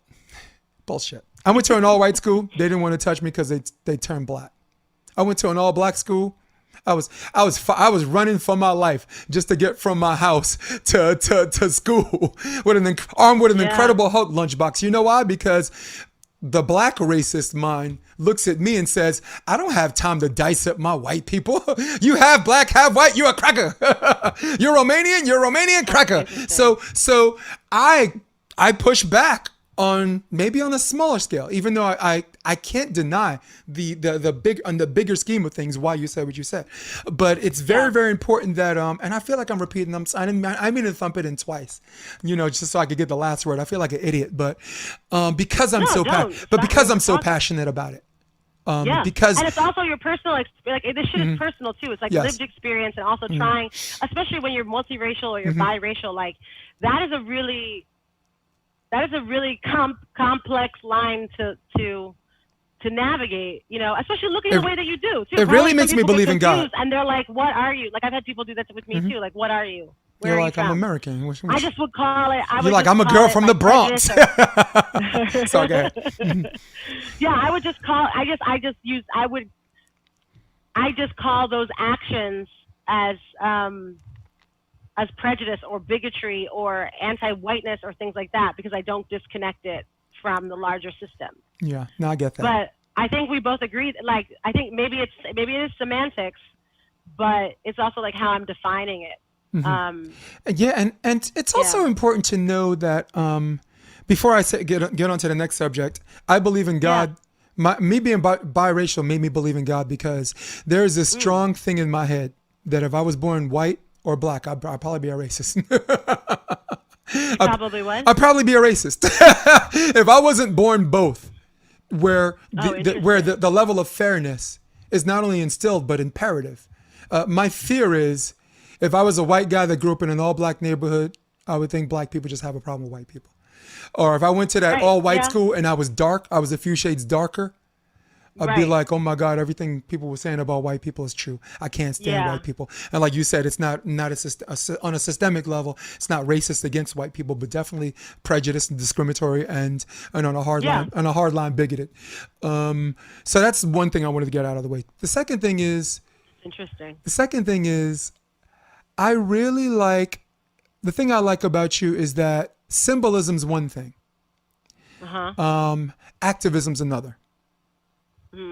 Right? Like you can say you're for this and you can put symbols on your Facebook profile and you can do this and you can have a BLM t-shirt and that doesn't hurt the cause either. Right. But visibility is important. But I always tell people to be very careful what they're calling activism.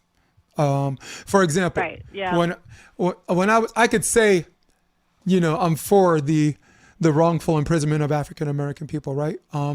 Or I can actually go out there and just at least once just talk to some people who are arrested or whatever, this and that. When I was 16 years old, I was part of Coney Island Gospel Assembly in Brooklyn. And I was too young to be in it, but I was part of the prison ministries. You have to be, first of all, you have to be a man, which is sexist, and you have to be 18 or over. But I was 16 and I was doing prison ministries at Rikers Island once a month and Brooklyn House of Detention. So basically twice a month, one time apiece.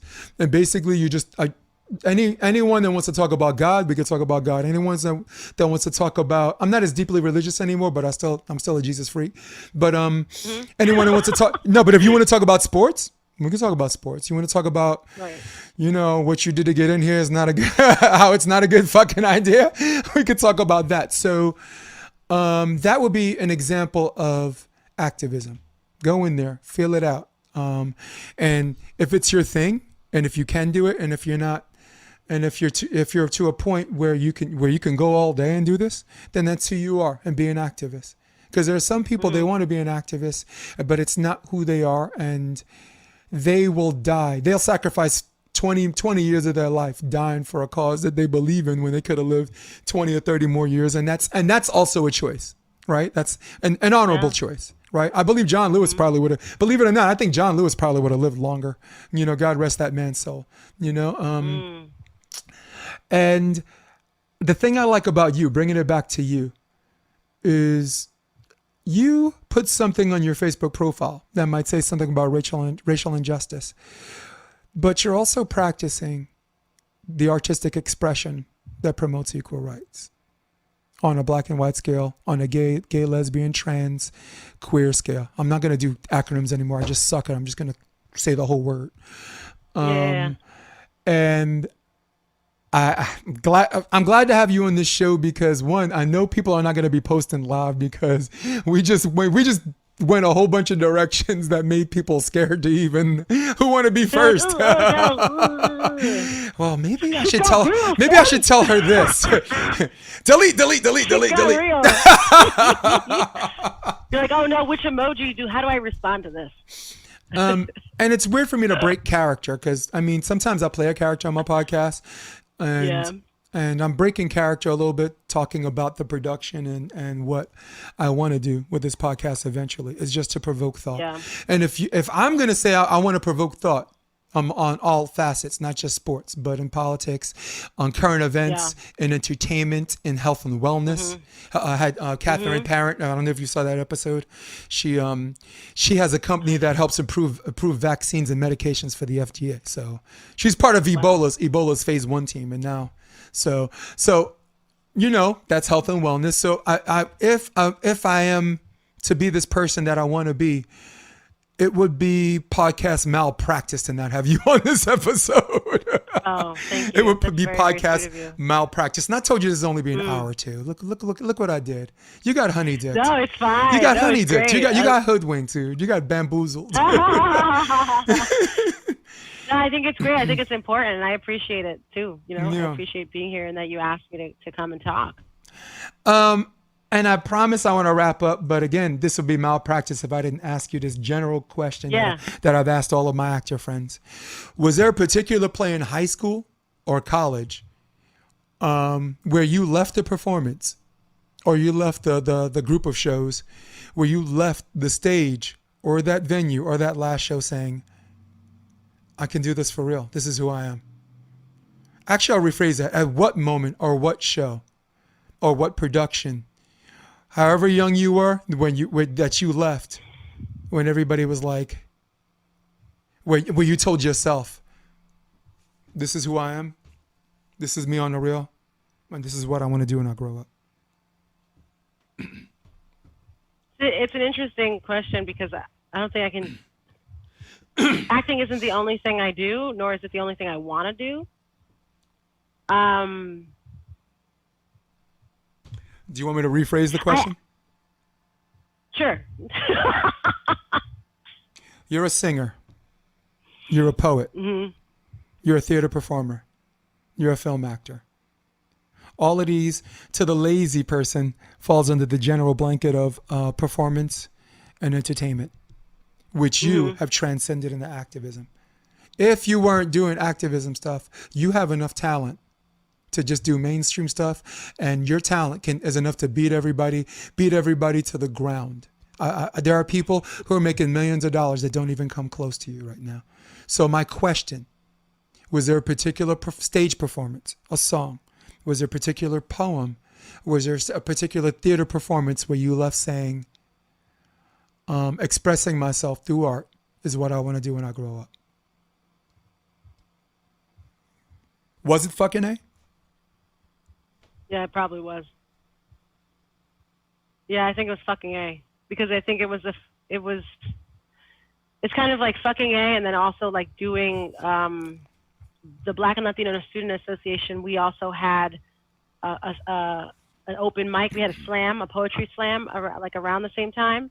I think it's like kind of like those two things. I was doing a lot of poetry and spoken word, and I saw the connection between theater and like political theater that actually like talks about real issues and is very creative in the way that it brings people in and tells these stories. And so I think, if anything, I'm a storyteller, because I very much identify with being an arts educator, which is something I came to later in life. But I'm a storyteller, and I think fucking I had a lot to do with that, because I realized I could tell stories in different ways, and stories that really mattered and that were relevant and that weren't just escapism. Which I'm personally not very interested in all the time. Though I understand the need for it. So I think that fucking A, I'm working on like the August Wilson, like UACT, it's kind of like that whole experience that we had together. Like I also Ethel was Fugard, in the scenes when we did the August Wilson tribute. I did a scene from Jitney. and like being exposed to all these Black playwrights and realizing all these stories that I hadn't been exposed to up until that point, and then still being able to like write on my own and like share that like after school at night, you know. It was kind of like those two things combined. Yeah, and then I'm actually going to add something to it because, you know, I wasn't an educator when we were in school yet. And when I started doing that, you know, a few years back, the first time I went into a classroom, I was, you know, I also work for Theater Development Fund. And so I was shadowing another teaching artist before I could start teaching my own residencies. And I remember going into the classroom and thinking in my head, I have to keep doing this in some way for the rest of my life. Like in some way I have to always be with young people and in the classroom and like talking about art, like whatever it is, and bringing it to them. And it's not even necessarily to like make them be actors when they're older or whatever, but just seeing how the arts can be a part of their lives and help them tell their stories or process them or bring them together or start conversations, you know? And being an educator also helped me learn to love myself more, which also I think informed the way I make my art. So like I promised myself in front of these kids that like I wouldn't pretend to be something I'm not, because I was always a very insecure child and it was just, I was always just too worried about what other people thought about me. And I was just like, well, if there's like a little Rachel in here somewhere that's like suppressing this or afraid of this or nervous about that, I just want to show them. If they think I'm like that weird teaching artist that comes in, but is totally being themselves, like that's worth it. Like that's worth being vulnerable and being a little different, being a little weird.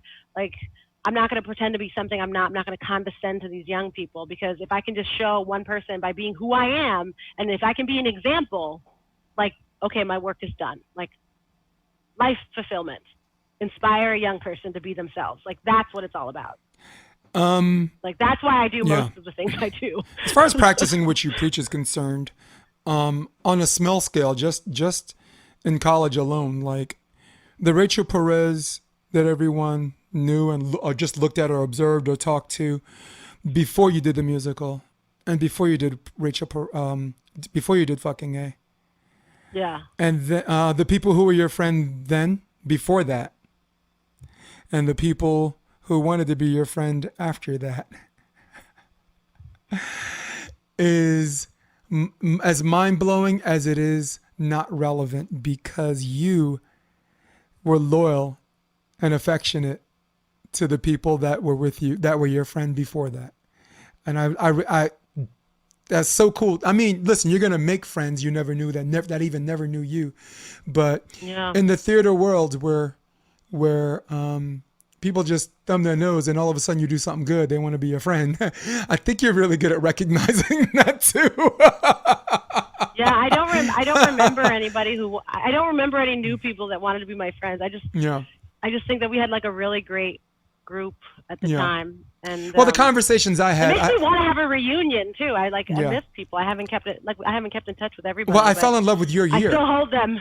I fell in love with your year. I was the year before you, but clearly these talented classes are like heavyweight boxing champions. They come like once every 10 years, every 15 years, where like everyone, whether you're BA or BFA, was awesome. Like James Smith III is doing his Netflix thing.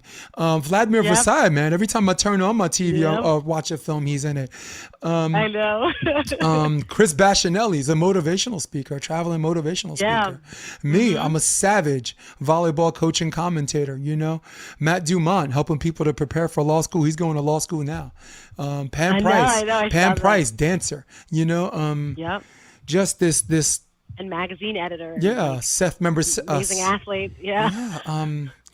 God, I can go on and on. Just people that had small roles and big roles in that. Eugene Jones went straight to film, you know, and straight to like you said, straight theater performance. So, love what before I go, love what you said about white privilege and the but I wanted to point out someone's story. My friend Kathy Parent, the vaccine approval specialist and lab rat. Basically said for years she didn't think she had white privilege because she didn't understand what it meant. Like there's white privilege, people who are just oblivious, and then the people that take white privilege saying that that just because you didn't work as hard, meaning they didn't work hard at all. So then there's a group of white people that take exception Right. to this. And then this is cool. And you'll love what she said because she brought it back. She said, look, you know me for 25 years, Jason. You've known me when I was broke. You know me when I didn't have any money. I earned every fucking penny I had. I wasn't given to me. I wasn't privileged. And she said that was my level of thinking before. And she said my level of thinking now is whether that's right or that's wrong, there's a privilege that extends to that. Like if I go to a party on the Upper East Side and I got to go walk to the Upper West Side to get home and I walk through the park, I mean, I'm not going to get stopped by the cops. I'm not going to get profiled. I'm not going to have light shine in my face, just for walking Yeah. while black. So she understood, she started to slowly learn that there's levels to white privilege. Like, Yeah. and she's like, her message out there, she's like, nobody's saying you didn't work hard, you dumb shit. Right. Nobody said you didn't have to run the 100-meter dash.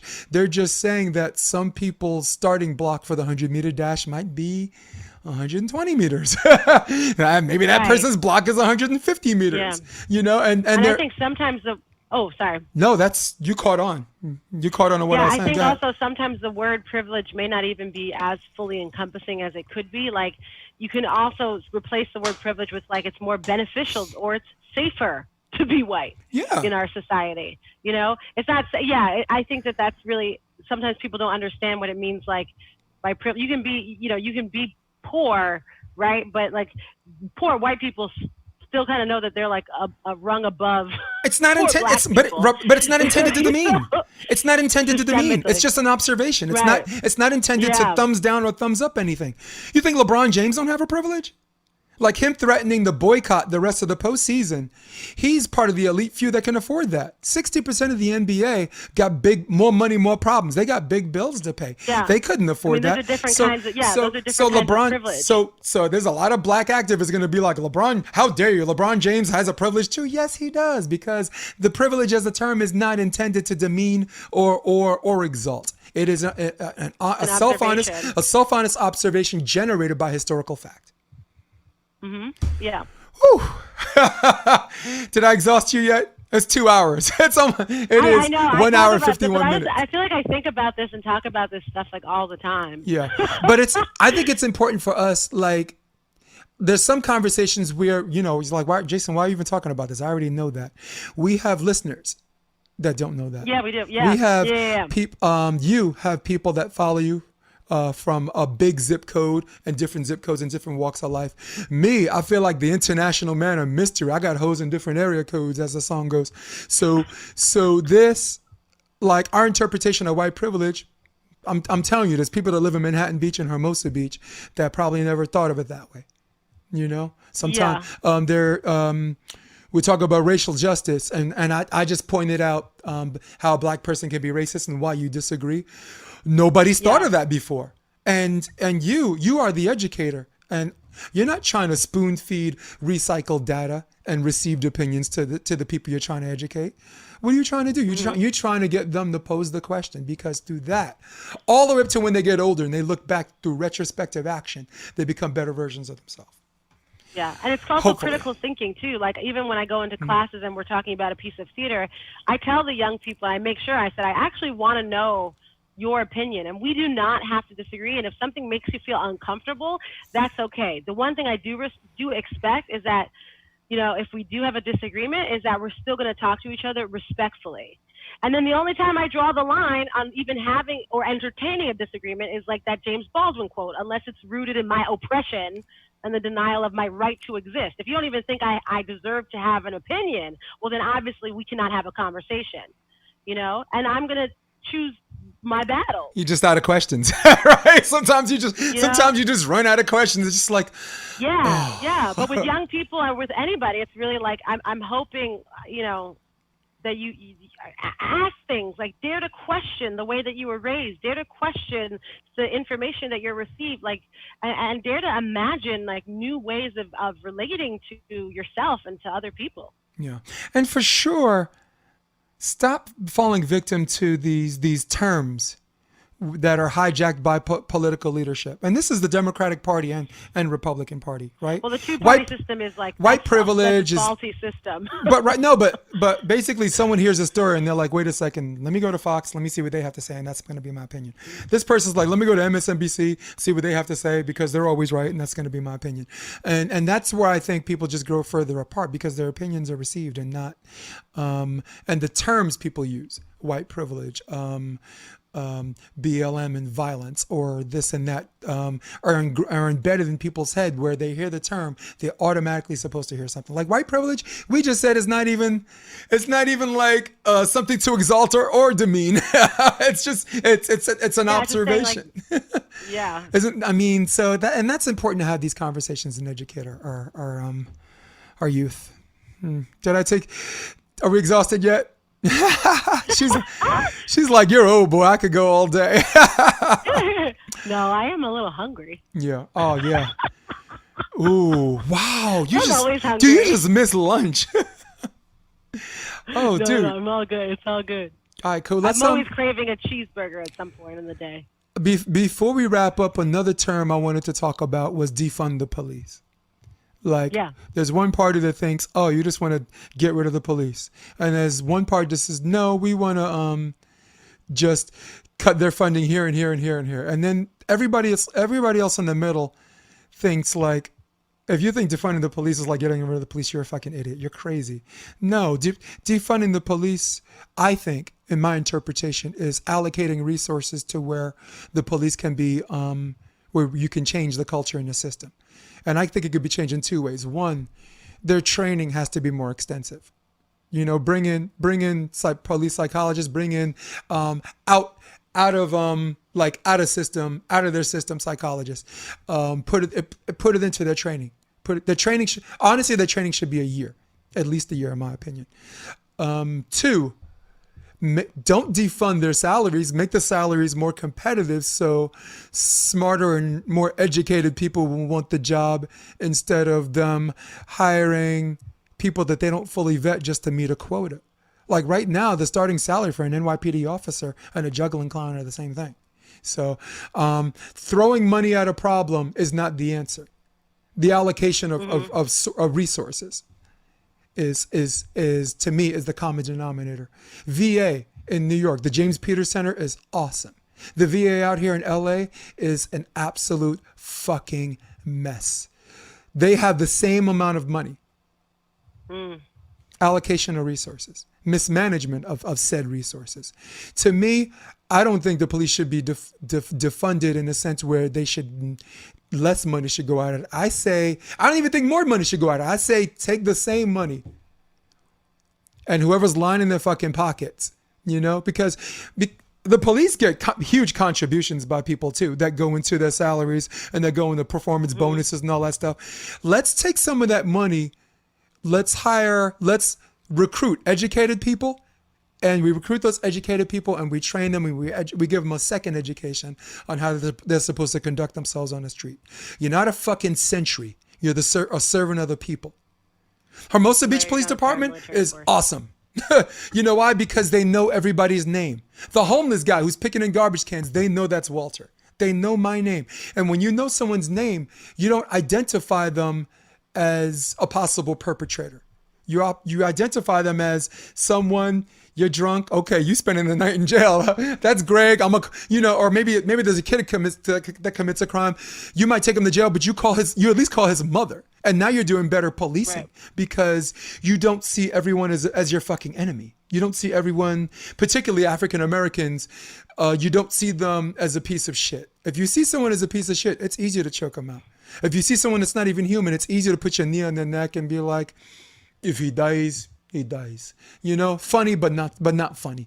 So that's where I think the funding and I mean the training has to be better. In the 80s, chokeholds were not banned because chokeholds, if you do it right, the blood flow to the carotid artery cuts the flow to the brain, and they take an uncomfortable nap. But if they're bigger than you, that's the best way to do it. But when you put your hand across someone's throat, what happens is they exhale, but they're not allowed to take in air.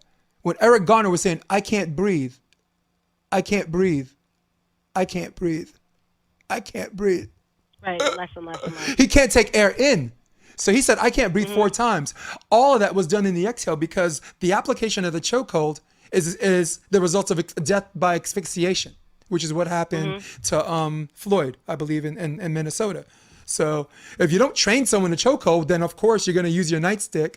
That's going to cause permanent damage. You're going to use a taser that causes permanent damage, or you might just shoot him in the back because in your racist mind, because you see everyone as a piece of shit, you assume he's going for a gun. That's an example, and what I'm saying is very controversial because now everyone's going to be like, "Oh, Jason's saying you should choke people out." That's not what I'm saying. I'm saying as an example of training and why certain things are banned or whatever, and this and that, and. God, I meant for us to just break after to see you could eat, but I wanted your take to push back, or not on defunding the police. Yeah. So we actually don't see totally eye to eye on this either. Right. I agree in the sense of, I think, in terms of reducing harm with the system that's currently in place, there are a lot of things that should be changed and improved. But Black Lives Matter actually is for the abolishment of the police. And I am as well. I wasn't always. I understand that people can make the arguments that like there are good cops and that there are some people that know the names and like have positive relationships. And I'm not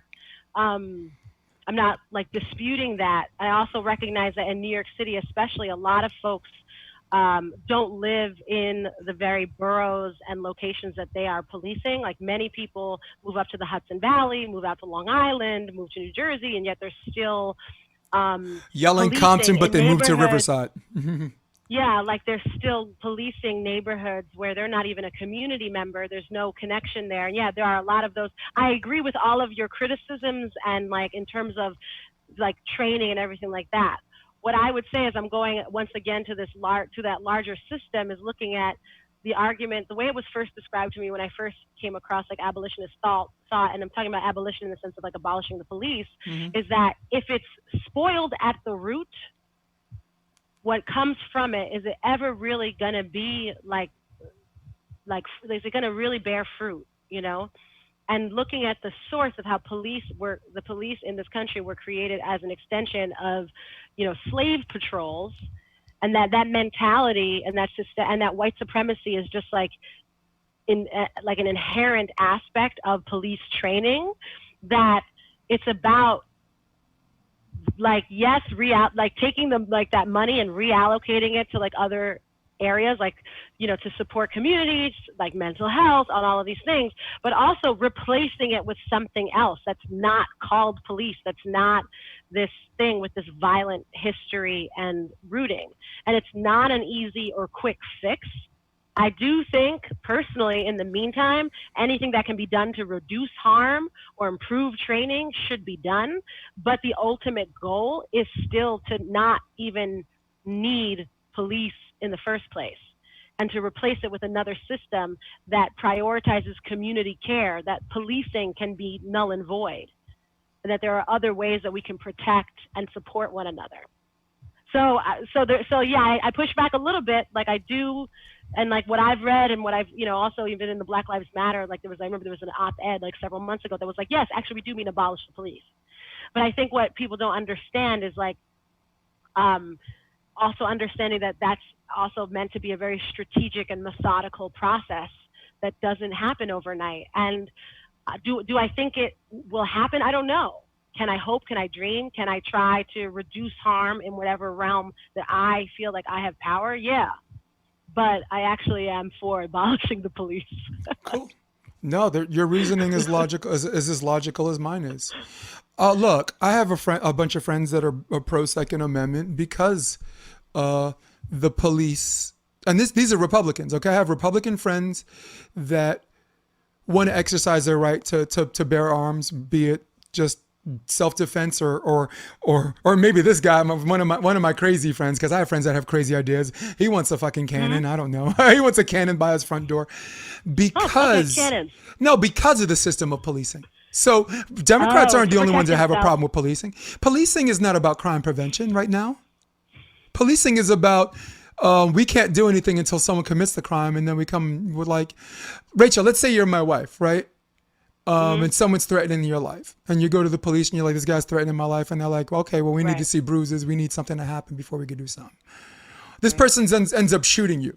Cops knock on my door. Preventive. Yeah, the cop knocks on my door. We got good news and bad news, Jay. The good news is we caught the guy that shot Rachel.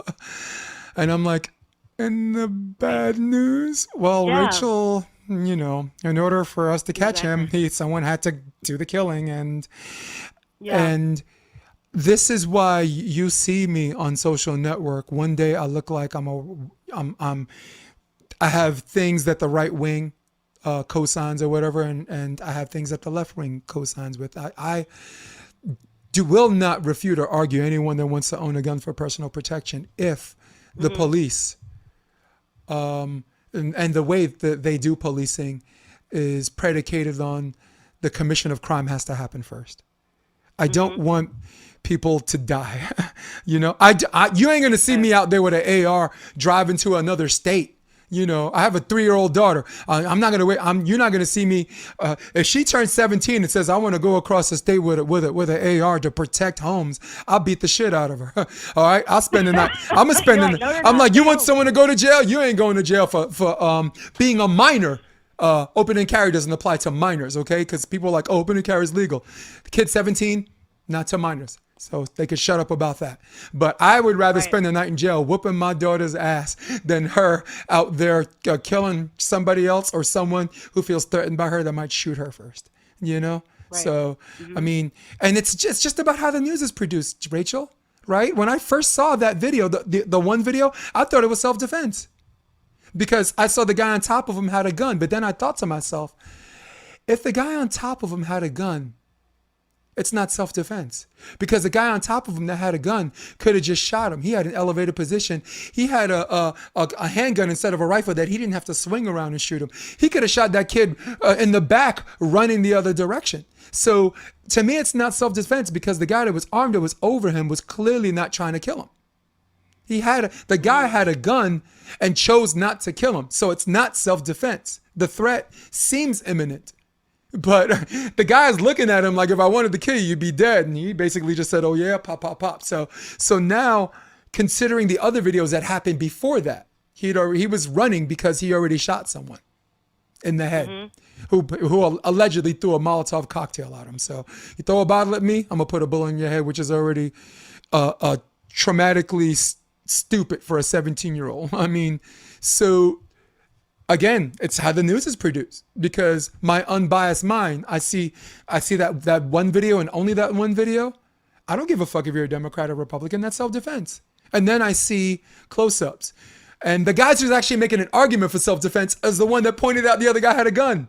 So I'm like, wait a second. You're making an argument for self-defense, but the other guy that had a gun is above him and didn't kill him. Could have killed him. Could have shot him in the back. Could have shot him execution style while on top of him. Had the means of doing it. Had an elevated position.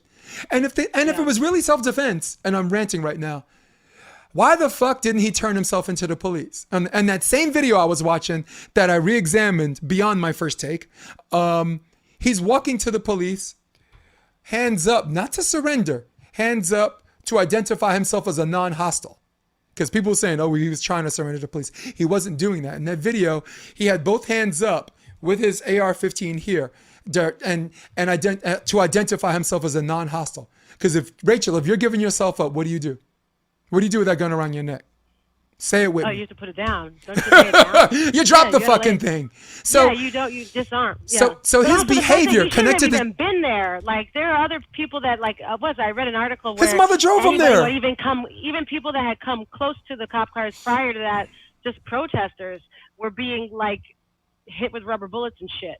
And then he's just walking around with a gun. They're just like, oh, nice, like that's fine. Like, and on the video, you can hear him. You can hear people screaming. Like, it's just. You could hear people screaming, he shot someone to the police. It's the same old. It's just like it's the same old argument of like racist white America justifying its actions over and over and over again. It's just and they're coming out of the. It's just a version of 2020. Yeah. Like you know what I mean. Like you. It's nothing new. It's just recycled, and it's just exhausting because we just see it ad nauseum on social media, and now people are trying to like debate the minutia of this. I'm not even interested in that I'm not even interested in that No. because he shouldn't have been there at all. That shouldn't even be legal to carry that. And I've seen black people killed for far less. So I'm not even interested in this. Yeah. I'm not interested in that. I'm child not or interested what in the his character is. conversation because I fired my first gun when I was 12 years old, a 22 rifle. And then I kept going back to the range twice a year, and I ended up firing every single weapon on that range at targets. Okay, my father used to hunt. You hunted for animals. Some people have a problem with that, but to me, if you hunt for your animals and you kill your own venison and you got a freezer, they can go kick rocks because you're doing what humans have been doing since the beginning of time. Yeah. I grew up around a lot of hunting. I grew up in the Hudson Valley. There were a lot of hunters. But I think the point I was trying to make, just because your kid knows how to shoot a gun, there's a huge difference between shooting at a target and asking them to put themselves in harm's way. A 17-year-old who's not even fully psychologically developed, not even smart enough to be a racist. Not even smart enough to be a racist. You know. Well, I would disagree with that because I think he's a racist. I don't care that he's 17. I'm sure you have to be carefully taught. It's like from the musical South Pacific. You have to be carefully taught. No kid is like that kid. You know, maybe when he grows up, you know, he'll have a change of heart. I don't know. Yeah. But I don't see him as I'm not going that he's that innocent, that he's not smart enough to know that he shouldn't be fucking shooting people and walking around with a fucking gun. Yeah, but then people listening to this episode saying, "Thank you, girl." I'm not interested in what his character is because nobody gives a shit when it's a 12-year-old playing in their backyard. Yeah. But you have a white kid with a gun shooting people, and you're still trying to defend him. And then we're trying to defend why someone should be able to walk with fucking Skittles or have their hoodie up. I don't fucking care what you have to say. Let's focus on the racism. You're racist. I don't give a shit. It's the same fucking argument. Do you know what the crazy thing is? Be about change or don't. Be actively anti-racist or go fuck yourself. That's how I feel. Let me read you a quote, and right now I got about 4 minutes left on this podcast before we just run out of tape. Before we break the internet. Yeah, right. What's his name? Chadwick Boseman. Yes. Okay, played Jackie Robinson, played Thurgood Marshall, played all of these prominent roles. And oddly enough, the most prominent role out of all of these true life characters, the most prominent role he played was a fictional character. Did so well. There were people out there that thought Wakanda was a place. Okay? Like when can we go? And at the end of the movie, you know how Avengers like to do something after the credits? The end of the movie, he goes to the UN and he says this, and I put this on my Facebook profile.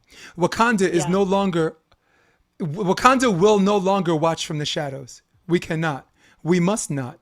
We will work to be an example of how we as brothers and sisters on this earth should treat each other. Now more than ever, illusions of division threaten our existence. We know the truth. More connects us than separates us. But in times of crisis, the wise build bridges and the foolish build barriers. We must find a way to look after one another as if we are one single tribe. I want to end with that because I find it very interesting. I put that on my social network, and everyone that clicked like, only 2 white males have clicked like. But if I talk about how this kid shooting was not self-defense, the usual suspects. I'm like, I am so glad you're here to defend the plight of the oppressed. I don't care about that sorry, white man. Because he don't care about me. He don't care about anybody but himself. I care. I don't. And me, I'm the other way around. The help that he needs is a young person. But that's why I wanted you on the podcast. Therapy, baby. But that's why I wanted you on the podcast. You know why? Because you don't care about that kid. I care about that kid. You don't care about that kid. And at the same time, I want him to get therapy maybe one day so that he's like not, a psychopath. Because I believe everyone could. Only because I'm an educator on principle. No, of course. But that's it. But I don't really care. But this is why this is such a wonderful episode. I didn't put you on the episode so we could circle jerk and agree with each other and talk about why we agree and why it's a fucked up world and we should all go live in black people should all go live in a log cabin and build their own town and their own fruit store. No, this is dissension. I am a patriot. I'm a veteran of the United States Army.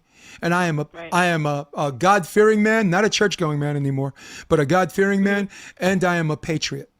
What is the greatest form of patriotism, Rachel? Dissension. Protest? Dissension.